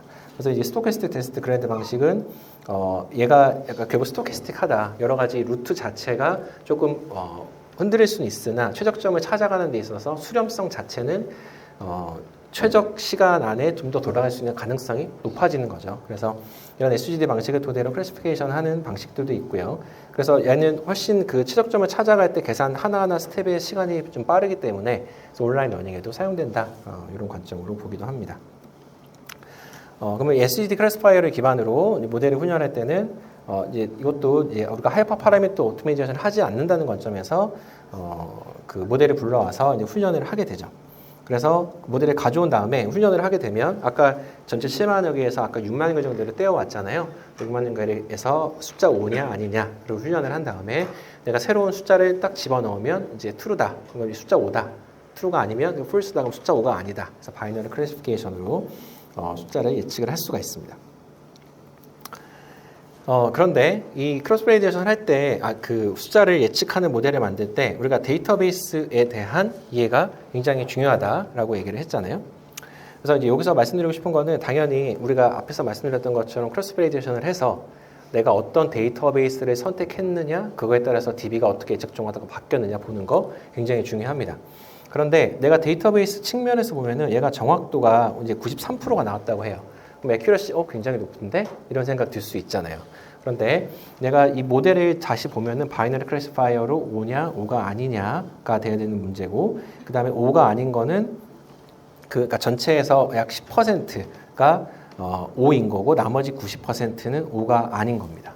그러니까 5가 아닌 걸로 찍으면은 혹은 5인 걸로 찍으면 그러면 그때 다 정확도 분포가 너무 크게 달라질 수 있는 거죠.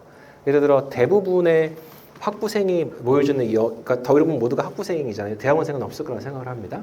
제가 이미 그 사전 정보를 알고 있어요. 여기는 대학원생이 그러니까 학부생 대상 모임으로 하는 곳이다. 제가 클래시피케이션 모델을 가져와서 여러분의 학부생으로 예측을 했습니다. 그래서 정확도 90% 이상을 달성했다고 했을 때 별 의미가 없다는 겁니다. 내가 혹은 여기 대학원생이 없다라고 제가 얘기했을 때 제가 뭔가 엄청난 거로 얘기한 게 아니잖아요. 그러니까 머신러닝 모델이 결국 데이터베이스 분포에 따라 좀 달라지기 때문에 이 예측 정확도 숫자조차도 해석을 할 때 좀 주의하셔야 된다는 걸 말씀을 드리고요. 그럼 이거를 어떻게 하면 내가 정확하게 분석을 해낼 수가 있을까를 보는 게 이제 컨퓨전 매트릭스가 되겠습니다. 이 컨퓨전 매트릭스는 보시면 이제 true positive와 뭐 false positive 이런 식으로 각각의 행렬이 나와져 있어요. 그래서 2x2 매트릭스가 나와져 있고 실제로 이런 파지티브인데 실제가 파지티브인 경우, 실제가 파지티브인데 네거티브로 예측된 경우 반대도 있겠죠. 그런 식으로 모든 케이스에 대해서 행렬화해서 보여줍니다. 그래서 이런 컴퓨터 매트릭스 구축을 하게 되면 앞에서 말씀드렸던 데이터베이스 분포나 이런 것들이 일단 한눈에 보입니다. 여기서 왼쪽에 보시면은 전체 DB에서 숫자 5냐 숫자가 아니냐를 예측할 때 53,000개, 그 다음에 4,000개 정도로 분포가 되어 있는 것을 이제 보실 수가 있고요. 그 다음에 잘못 예측된 경우도 이렇게 있을 수 있다라고 전체적인 어떤 숫자의 분포를 한눈에 보여줘서 내가 가진 클래시파이어가 얼마나 바이어스가 될 수 있는가, 바이어스가 될 수 있지 않은가를 한 번에 보여주게 됩니다. 완벽한 클래시파이어라면 다이애고널 텀만 숫자가 있겠죠. 그러니까 난 다이애고널 텀들은 다 0이겠죠, 당연히. 그래서 여기 보시면 퍼펙트 클래시파이어는 이런 식으로 분포가 된다. 그래서 이거 딱 보면 내가 완벽하게 구분을 해냈구나 이렇게 알 수가 있는 겁니다.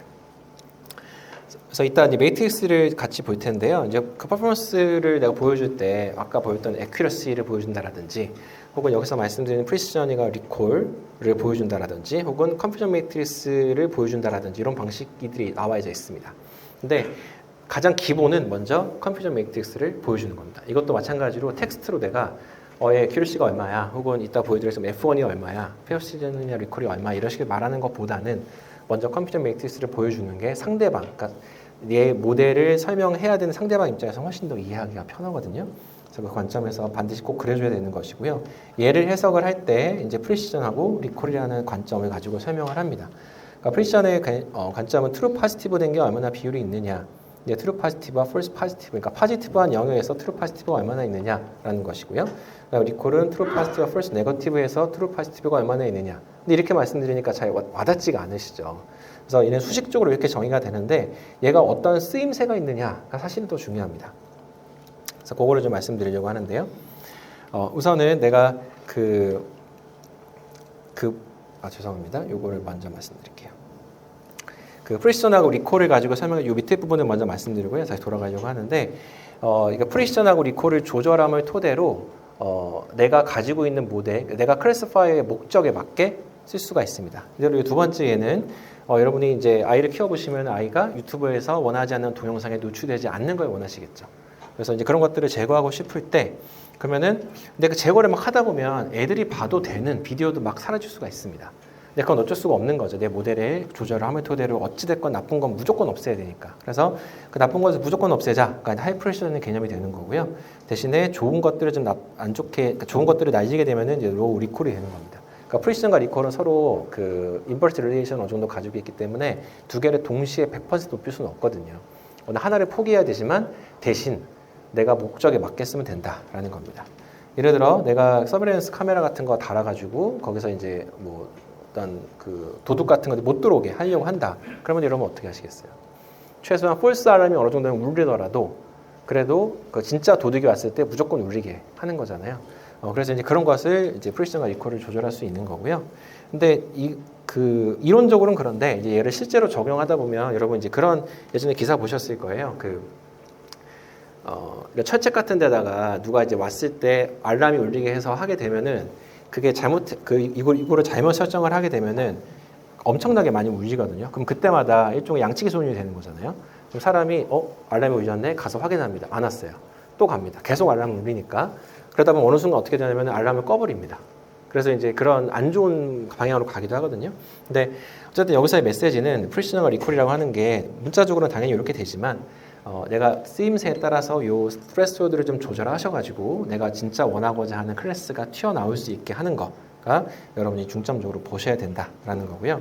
그다음에 프리시전과 리콜 두 개를 사실 둘 다 높은 게 당연히 좋다고 말씀드렸잖아요. 그래서 이제 그거를 보는 게 이런 조합 평균에 기반을 둔 F1 스코어라는 것이 있습니다. 그래서 여러분이 나중에 정것들을 설명을 하실 때 보통은 F1 스코어를 가지고 설명하시면 제일 편하고요. 에큐러시는 아까 말씀드렸던 것처럼 좀 바이어스 될 가능성이 높습니다. 그래서 그런 것들을 좀 주의하셔야 될 거고요. 예, 그 다음에 그 프리시전과 리콜의 그 영역을 내가 디시전 바운드리를 좀 바꾸는 것이 가능하다라고 말씀드렸습니다. 그래서 내가 어느 예를 들어 이제 그 클래시피케이션도 결국에는 확률이거든요. 내가 숫자 5라는 것이 얼마나 5에 가까운가. 그럼 내가 어느 정도 가까우면 숫자 5라고 판단할 것인가가 결국에 트레스홀드 어떤 지점이 되겠는데 그 지점을 내가 조절하게 되면은 프리시전에 좀 더 커질 수가 있고 리콜이 좀 더 커질 수가 있습니다. 자, 일반적으로는 그냥 중간 값으로 내가 그 디시전 바운드리를 건드리는 게 가장 이상적이겠죠. 그런데 이제 그거에 따라 내가 원하고자 하는 목적이 좀 바뀔 수가 있다라고 하면은 이런 커브를 그려보실 수가 있어요. 그래서 프리시전과 리콜에 따라서 얼마나 얘가 바뀌는가. 그리고 여기서 중요한 점은 뭐냐면은 내가 만약에 내 목적이 프리시전을 살짝 희생하고 최대한 리콜을 좀 가져오고 싶을 수가 있죠. 그러니까 어찌됐건 둘 중에 하나는 어느 정도는 좀 포기하셔야 되는데 그래도 어떤 최적점을 찾아보고 싶잖아요. 그래서 이거 보시면은 이렇게 프리시전이 내려오다가 어느 순간 굉장히 급하게 꺾이는 영역이 있죠. 그래서 이쪽 영역이 되면은 이제 둘 다 희생하게 되는 영역이 될 수도 있습니다. 특히나 이쪽에 가게 되시면은 내가 리콜을 조금밖에 안 높였는데 프리시전이 굉장히 많이 떨어지잖아요.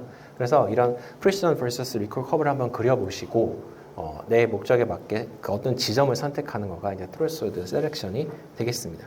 그래서 이런 것들을 이제 그려주는 코드들이 다 공개가 되어져 있으니까 GitHub에 이걸 보시면서 한번 찍어 보시면 되겠고요. 그 다음에 이제 멀티 클래스 클래시피케이션이 있는데요.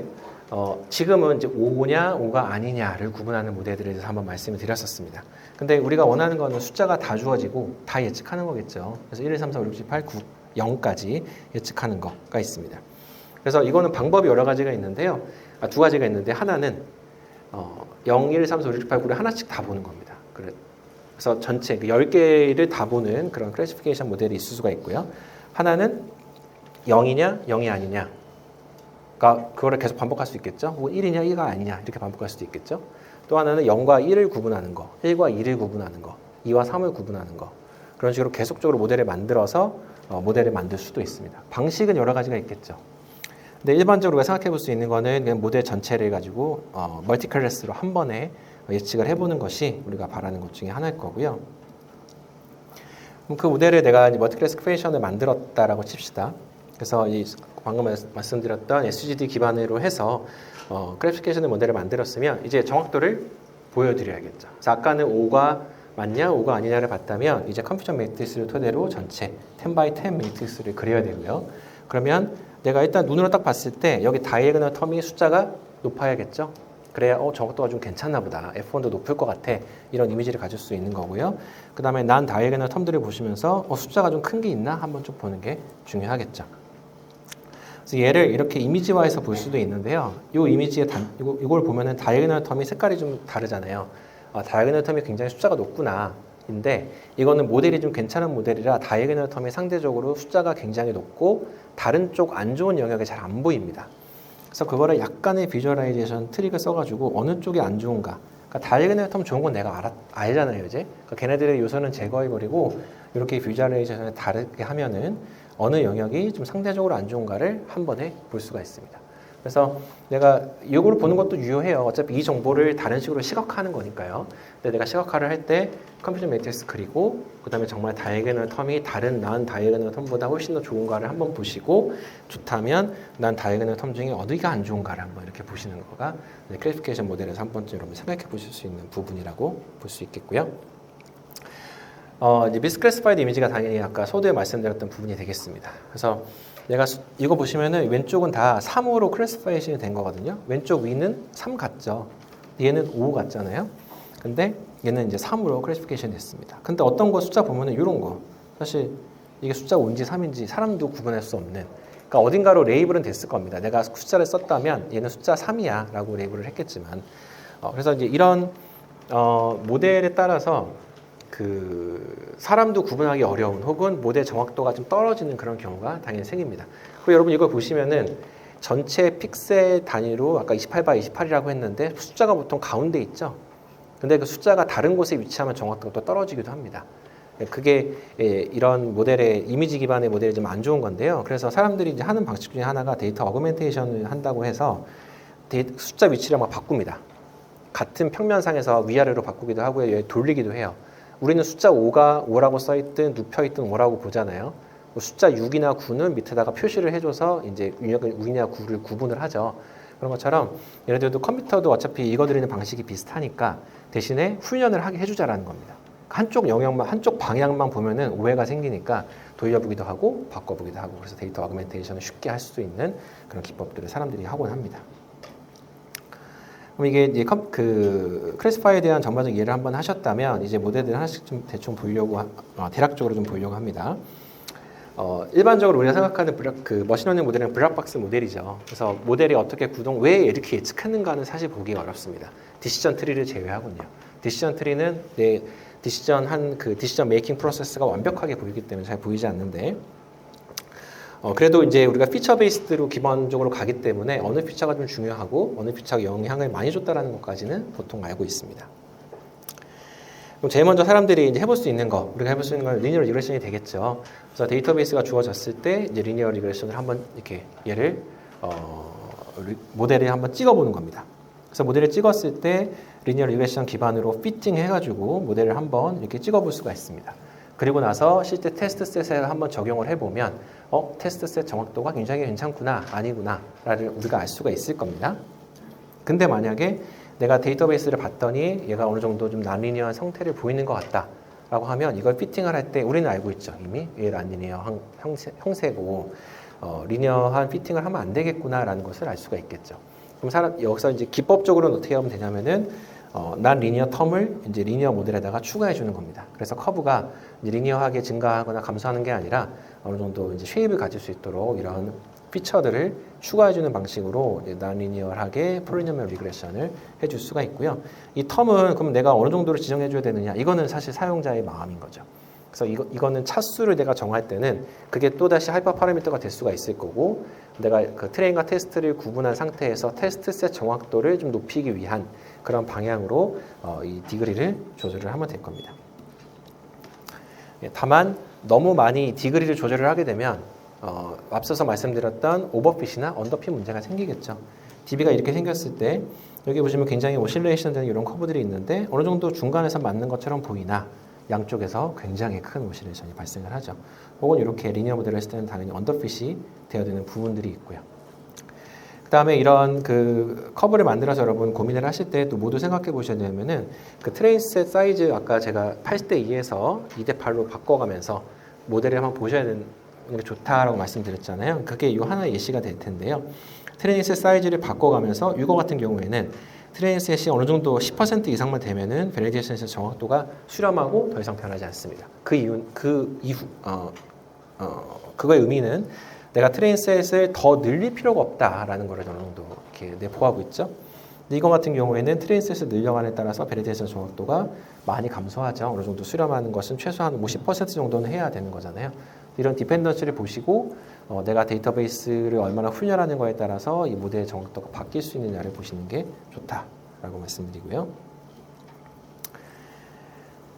많은 경우에 내가 모델을 만들면 내가 얘는 굉장히 좀 제너럴하게, 좀 강건하게 모델을 만들고 싶죠. 근데 그 모델 자체가 강건하지 않은 경우들이 당연히 생깁니다. 그래서 아까 말씀드렸던 언더핏과 같은 문제들이 당연히 생기고요. 그 다음에 내가 트레이닝 데이터베이스가 조금만 바뀌었는데도 모델의 정확도가 완전히 바뀌는 경우가 있습니다. 그러니까 너무나 예민한 거죠. 혹은 그 데이터베이스가 많이 들어와도 또 변하지 않는 경우도 있죠. 정확도가. 그래서 그런 너무나 인센서티브한 경우. 그리고 데이터베이스 자체에 문제가 있는 경우, 이건 당연히 뭐 어쩔 수 없이 내가 해결할 수 없는 이제 그런 부분들이 많이 있습니다. 그래서 사람들이 고민하는 부분은 이제 결국 이런 바이어스나 베리언스와 같이 센서티비티 문제를 어떻게 좀 만들 수 있을까를 이제 정규화된 모델로 많이 만듭니다.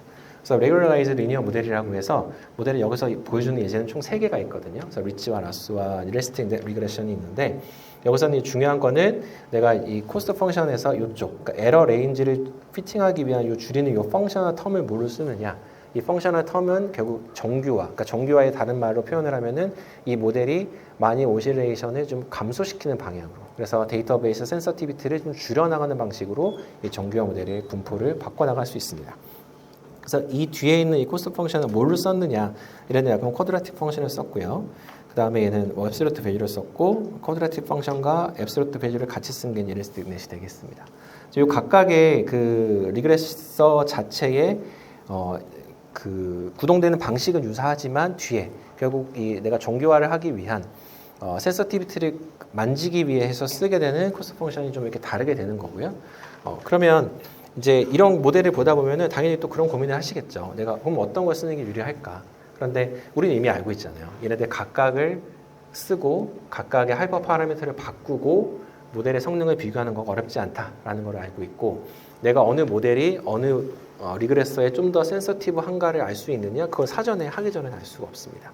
그래서 이거 역시 모델의 센서티비티를 바꿔가면서, 그러니까 코스트 펑션의 그 밸류를 바꿔가면서 그 여기서 하이퍼 파라미터 이제 알파 값이 되겠죠. 그래서 알파 값을 가지고 조절을 해가면서 보는 것을 추천을 하는 거고요.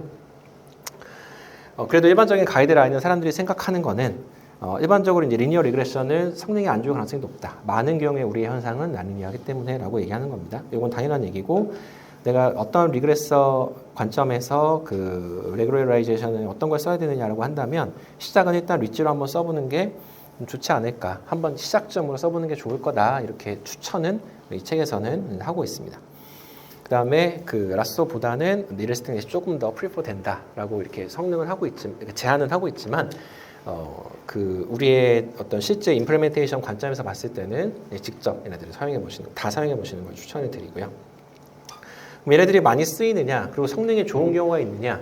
그러니까 리치 같은 경우에 간혹 이제 다른 이따 볼 트리 모델보다 좋은 경우가 간혹 생기기도 합니다. 네, 그래서 모델의 성능을 좀 보는 게 중요하다라고 말씀을 드리고요. SVM에 대한 개념을 좀 설명을 드리려고 하는데, SVM을 보시면 SVM 서포트 벡터 머신 혹은 이제 리그레서에 쓰시면 서포트 벡터 리그레서로 쓰입니다. 이의 기본적인 컨셉은 두 개의 데이터베이스 어떤 영역이 있을 때 두 개를 가로지르는 라인이나 하이퍼 플레인, 그러니까 플레인을 집어넣어서 두 개가 완전히 구분될 수 있게 해주는 것이 SVM의 목표가 되겠습니다. 그래서 이 두 개 데이터베이스가 있으면 이 두 개를 완벽하게 구분하는 선을 하나 그리는 게 중요하잖아요. 그러면 완벽하게 두 개가 클래스가 구분이 되겠죠. 그래서 이렇게 라인이 이렇게 그을 수도 있고 이렇게 그을 수도 있고. 근데 이 라인의 기본적인 컨셉은 내가 그은 라인은 그 두 개의 데이터베이스의 중간 지점에 있어야 된다라는 겁니다. 그래서 이 라인을 긋는 방식을 결정짓는 게 이제 서포트 벡터 머신이라고 볼 수 있겠고요. 근데 제가 두 가지 영역이 있는데 얘를 영역을 그 가로지른다고 했잖아요.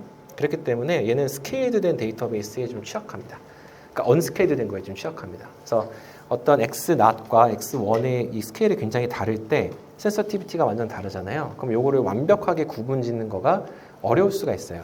그래서 x0과 x1에 대해서 스케일을 좀 구분짐을 토대로 이거 두 개를 완벽하게 가로지를 수 있는 라인을 이렇게 그려 나갈 수가 있게 되고요. 그래서 이거 같은 경우에는 아까 그 보여드렸던 스탠다드 스케일러나 민맥스 스케일러가 거의 필수다라고 보실 수 있겠습니다. 그 다음에는 내가 이제 마진을 얼마나 주느냐. 아까 두 개를 정확하게 구분짓는 뭔가 라인을 하나 그는다고 했는데 그 라인에서 어느 정도 좀 겹치는 것도 허용하느냐, 허용하지 않느냐에 따라서 좀 달라지는데요. 이거는 이런 경우라고 보시면 되겠습니다. 내가 데이터베이스가 앞으로 계속 추가될 영역 가능성이 좀 많다라고 했을 때는 그거에 따라 이게 얼마든지 바뀔 수 있잖아요. 그래서 내가 이 디시전 바운더리 혹은 이 하이퍼플레인 혹은 이 라인 자체를 너무 이렇게 스트릭트하게 줄 필요는 없다라는 관점에서 이해하시면 될 것 같고요. 이걸 조절하는 인자를 토대로 내가 데이터베이스 추가되는 그 정도에 따라 이걸 좀 조절하시면서 모델을 만들어 나가면 SVM을 좀 성공적으로 만들 수 있고요. 참고로 SVM은 생각보다 좋은 경우가 꽤 많습니다. 그래서 부스팅이나 배깅 모델보다 좋은 경우가 간혹 생기거든요. 그래서 아직 굉장히 좀 오래된 모델임에도 불구하고 성능이 좋은 경우가 있기 때문에 SVM 필수적으로 한 번씩 성능을 비교해 보는 걸 추천을 하고요. 그 다음에 영역을 이렇게 나누는 거기 때문에 또다시 얘가 리니어리 세퍼러블하다. 그러니까 리니어 선을 그어서 그 구분을 낼 수 있는 게 아니면 그러면 당연히 선으로 구분질 수가 없잖아요. 그래서 여기다가 세컨드 피처, 아까 리니어 펑션에서 포리노미얼 펑션을 텀 몇 개 집어넣어가지고 그 2차, 3차로 바꾸는 거 보셨잖아요. 그런 식으로 얘도 피처를 추가해서 이렇게 구분 지을 수 있게 할 수가 있습니다. 그래서 이렇게 복잡한 영역이라고 할지라도 얘네들을 구분 지을 수 있는 게 SVM의 대표적인 장점이다라고 보실 수가 있겠고요. 이런 폴리노미얼 커널 같은 경우도, 그러니까 우리가 커널이라고 커널 트릭이라고 하는데요. 이거는 굉장히 그 2차원적인 스페이스를 내가 어떤 특정한 스페이스로 프로젝션을 시켜서 여기서 2차원에서 3차원으로 프로젝션하는 걸 보여주고 있는데 그래서 구분짓지 못하는 거가 구분질 수 있게 해주는 거를 일종의 커널 트릭이다 이렇게 말씀드릴 수가 있겠고 이것도 결국에는 왜 해야 되는가? 리니어리 세퍼러블 해야 되기 때문에 그렇습니다. 플레인이든 라인이든 그래서 요거를 새로운 스페이스로 프로젝션하는 토대로 원래 구분 안 됐던 것들을 구분짓게 해주는 거가 이제 SVM. 그래서 SVM은 다르게 보면 내가 디시전 바운더리를 잘 선택만 해서 구분만 딱 해주면 아주 명확하죠. 그 영역을 그러니까 왼쪽이냐 오른쪽이냐에 따라서 명확하게 클래시피케이션 해줄 수 있기 때문에 그렇습니다. 네, 그 다음에 SVM의 또 다른 트릭 중에 하나는 이런 그 RBF, 그러니까 Radial Basis Function이라고 말하는데요. 내가 어느 지점이 있을 때 그 지점이 내가 두 개의 Radial Basis Function을 그려가지고 그 지점과 얼마나 멀리 떨어져 있느냐, 가까이 있느냐를 기반으로 해서 원래 구분 안 됐던 것들을 새롭게 구분짓는 라인을 하나 더 그려줄 수 있게 해주는 겁니다. 이것도 결국 철학은 똑같은 거죠.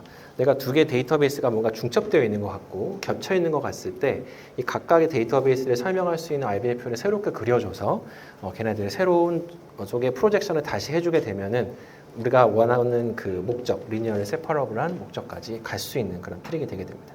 이런 것들을 조절할 수 있는 하이퍼 파라미터들이 뭐 감마나 C 파라미터 같은 것들이 있는 거고요.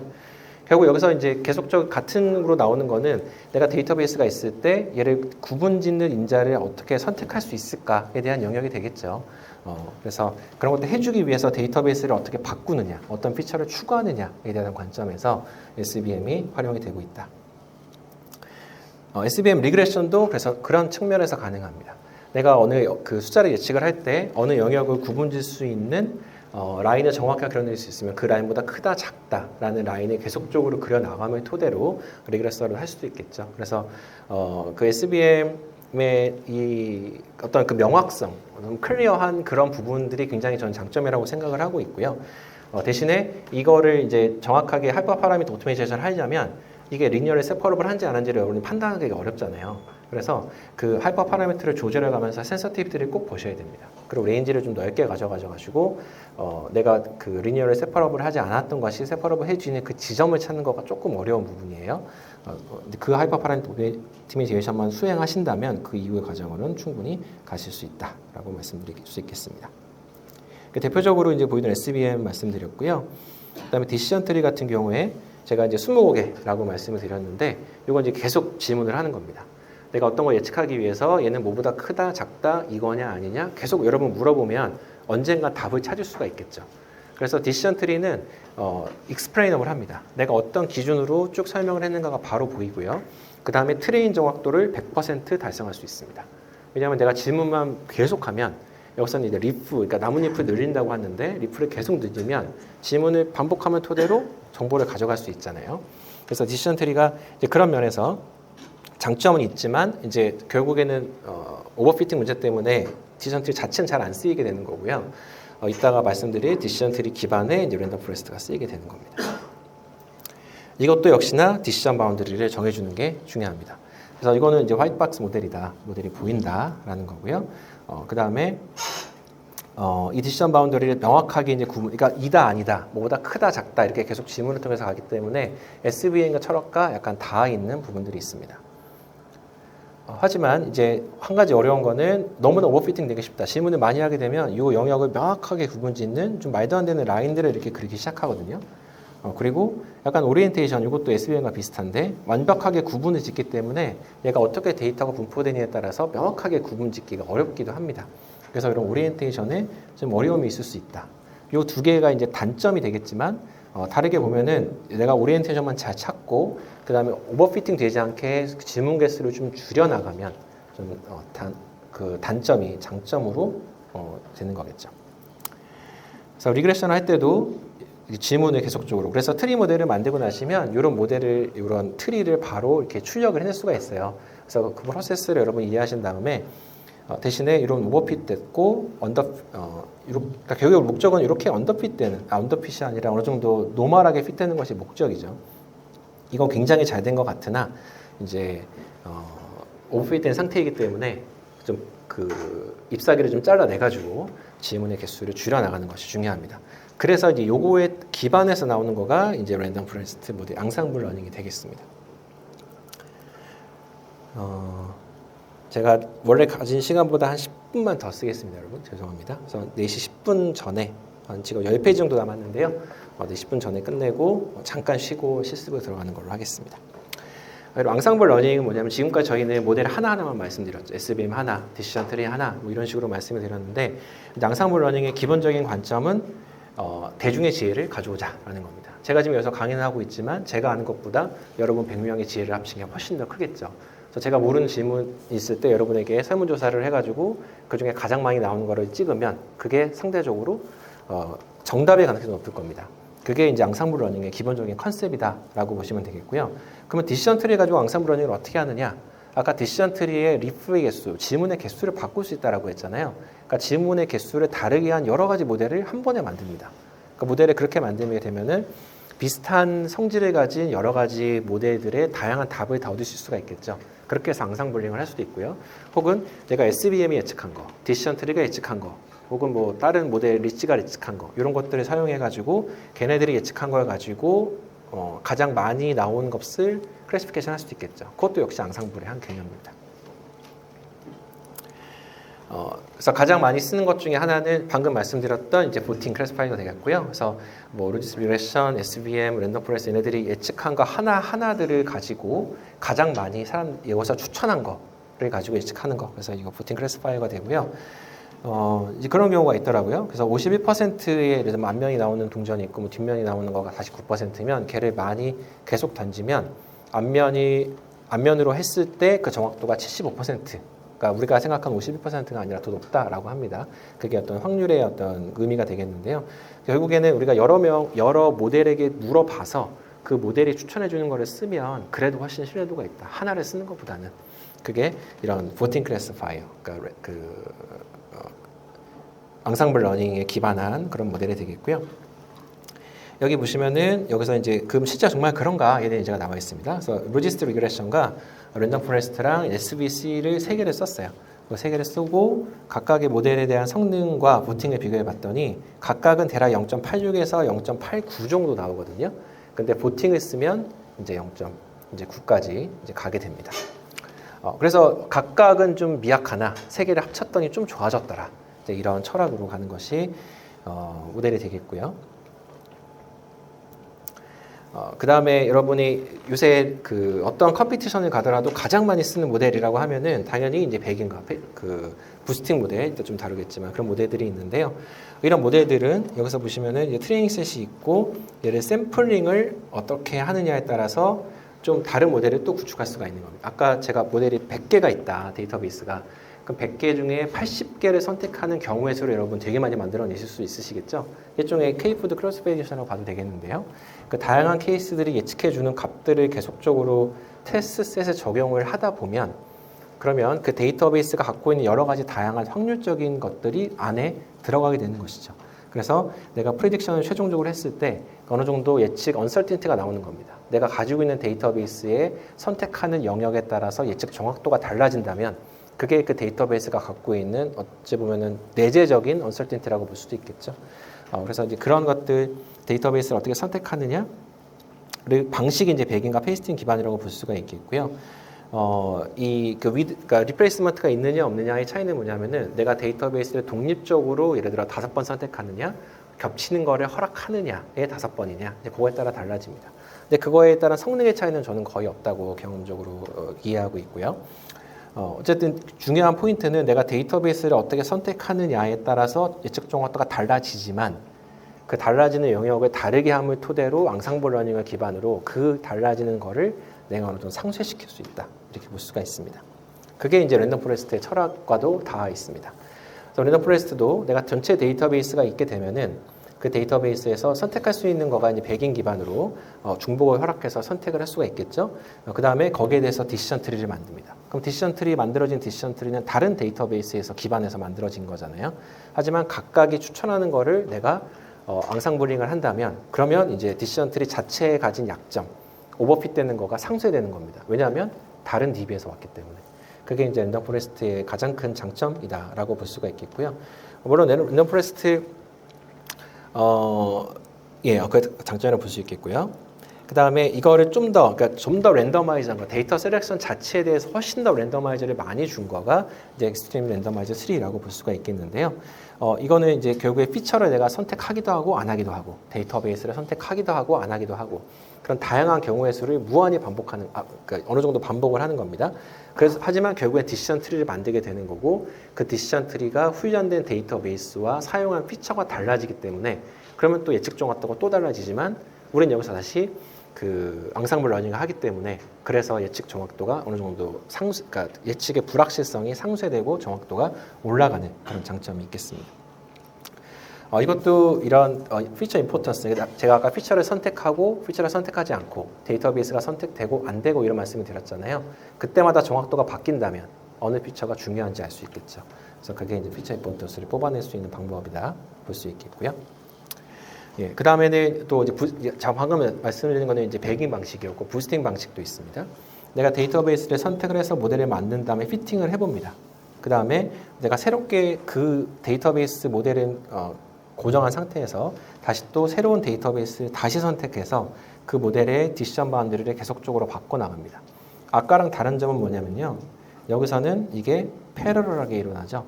선택을 다르게 한 번에 쫙 한 다음에 한 번에 예측하는 방식으로, 그래서 패러럴하게 훈련이 가능한데, 얘는 시리얼하게 갑니다.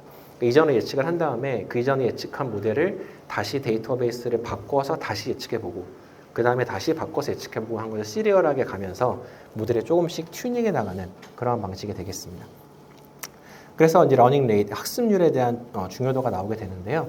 그래서 학습률이 높으면 높을수록 데이터베이스 선택에 대한 그 아비트러리함이 굉장히 커지죠. 그러니까 무작위함이 굉장히 커지기 때문에 모델이 오실레이션 하기가 굉장히 쉬워지고요. 러닝레이션 너무 작게 하면 학습량이 적어지기 때문에 수렴성이 좀 안 좋아질 수가 있겠죠. 그래서 그 중간의 지점에 어딘가를 선택을 할 수 있다면 결국에 이 부스팅 방식을 기반으로 어댑티브하게 계속 모델을 업데이트해 나갈 수 있는 방식이 되겠습니다. 네, 그거의 또 다른 예가 이제 그레디언트 부스팅 방식이, 여러분 요새 그 캐글이나 이런 거 데이터 컴퓨테이션을 보시다 보면은 뭐 그레디언트 부스팅 기반의 뭐 LGBM이나 XGB나 뭐 캡부스트 이런 모델들을 한번 들어보실 수 있어요. 그런 모델들의 장점이 결국 데이터베이스 선택에 따라서 모델을 계속적으로 바꿔줌을 토대로 어떻게 하면 가장 잘 예측할 수 있는 모델을 만들 수 있을까? 에러를 계속적으로 어댑티브하게 줄여나가기 때문에 근데 이거는 이제 두 가지 장점이 있는 거죠. 내가 계속적으로 이전 모델을 개선한다라는 장점, 그 다음에 데이터베이스를 계속 바꿔가면서 훈련하기 때문에 모델의 강건성도 같이 확인할 수 있는 장점, 두 가지가 함께 가게 됩니다. 이것도 이제 어차피 부스팅 기반이기 때문에 러닝 레이스에 따라서 내가 얼마나 피처를 선택하느냐에 따라서 얼마나 트리를 이거 디시전 트리 기반이기 때문에 얼마나 깊게 쌓느냐 작게 쌓느냐에 따라서 다 달라지지만, 이제 중요한 거는 내가 모델의 성능을 이렇게 점점 개선해서 최적의 모델을 만들어 나갈 수 있는 장점이 있다. 그래서 트리를 많이 쌓으면, 그러니까 모델을 많이 만들면 만들수록 성능이 무조건 좋아지느냐, 이제 그건 아닌 거죠. 어느 정도 수렴하는 건 나오기 때문에, 대신 그러니까 대중의 지혜를 우리가 사용한다고 했잖아요. 앙상블 러닝이기 때문에.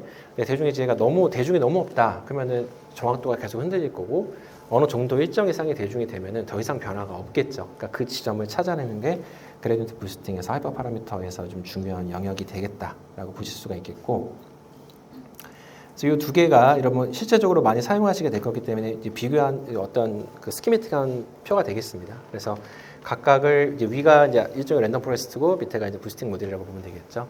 그래서 기본적인 컨셉 자체는 비슷하다. 데이터베이스를 무작위로 선택하고 피처를 다르게 함을 토대로 예측 정확도가 다른 모델을 여러 개를 만들어서 그들이 많이 찍어내는 거를 내가 믿고 간다. 이렇게 간단하게 할 수 있겠는데, 그 훈련하는 프로세스가 조금 두 개가 패러럴 하냐, 시리얼 하냐라는 것에 따라 다르고요. 패러럴 한 거 장점은 내가 코어 수가 많은 CPU를 활용하면 훨씬 더 빠르게 훈련할 수 있겠죠. 시리얼한 거는 각각은 빠르게 할 수 있어도 어차피 시간이 가야 다 훈련하기 때문에, 그래서 MPI, 우리가 그 멀티 프로세서를 가지고 훈련하기에는 좀 상대적으로 한계가 있습니다. 예, 마지막으로 좀 약간 희한한 모델이 될 수도 있는데, 내가 예측한 값을 가지고 다시 새로운 피처를 써서 하는 기법들도 있습니다. 이거를 이제 스태킹이라고 말하는데요. 어떤 데이터베이스가 있을 때 걔네들이 예측을 하면은 걔가 예측 값이 있잖아요. 그러면 그 예측 값을 가지고 다시 그거를 뭐 평균 값을 쓴다라든지, 혹은 그 중에 미니멈 값, 맥시멈 값 쓴다라든지, 그래서 블렌딩을 하는 방식, 혹은 얘네들을 가지고 다시 모델을 만들어서 다시 훈련하는 경우도 있습니다. 그래서 그런 것들을 일반적으로 다 스태킹, 그러니까 쌓아서 나간다. 내가 모델을 만들고 예측한 다음에 예측한 값을 가지고 한 번 더 써서 쓰는 방식이 또 스태킹 방식도 있습니다. 그래서 결론적으로는 여러분이 만약에 데이터 컴피티션에 나가서 1등부터 10등까지의 예를 들어 정확도 차이를 보면은 굉장히 작거든요. 사실 그러니까 0. 몇 퍼센트 차이 나는 경우도 많습니다. 그러니까 다르게 보면 내가 그 0. 몇 퍼센트 정확도를 못 올려서 1등을 못 해요. 근데 우리가 연구 영역에서는 0. 몇 퍼센트 차이 나는 것 자체가 크게 중요하진 않거든요. 내가 어느 정도 신뢰성 있는 모델을 가지고 새로운 걸 발견하는 게 중요한 건데 내가 여러분 데이터 컴피티션 나가서 그 정도로 높이는 게 중요하다. 정말 여러분이 1등 해야 된다라고 한다면은 일단 기본적으로는 스태킹 기반 혹은 부스팅 기반하고 백인 기반을 가지고 이제 클래시파이어 만들어 가지고 무조건 양상물론을 하는 게 유리합니다. 그래야 조금이나마 더 올리실 수 있거든요. 그래서 여러분의 그 적용하는 거에 따라서 좀 달라질 수 있으실 것 같고요. 만약에 내가 뭘 시작점으로 쓸지 모르겠다. 나 무조건 모델을 하나는 만들어 봐야 되겠는데 모르겠다라고 싶으면은 저는 이제 그 그레디언트 부스팅 기반 방식을 추천합니다. 혹은 랜덤 포레스트 사용하셔도 됩니다. 모델 쓰는 건 어차피 라인 3개로 끝나니까 그 라인 3개로 만들어서 먼저 정확도 한번 측정해 보시고 진행하시면 추천을 하고요. 그래서 모델은 내가 가장 적합한 모델을 이렇게 다 만들어 보고 그 중에 최선의 모델을 선택하는 게 일단 여러분이 꼭 해보셔야 되는 부분 중에 하나다라고 말씀을 드리겠습니다. 그래서 제가 약간 컨셉슈얼하게 기원들을 많이 설명을 해드렸는데요. 결국에 여러분이 모델을 사용하실 때 어떤 모델이 많이 쓰이더라. 여러분 도메인에서 가장 많이 쓰이는 그런 알고리즘들을 많이 한번 활용해 보십시오. 그리고 그 모델들의 성능이 좋다면 일단 그거 먼저 활용해 보시고 내가 활용할지 모른다? 사실 어렵지 않습니다. 모델의 보통은 대부분은 다 오픈되어져 있거든요. 그래서 파이썬에서 임포트만 하면 되는 문제이기 때문에 이렇게 임포트 하셔가지고 사용해 보시는 걸 추천을 합니다.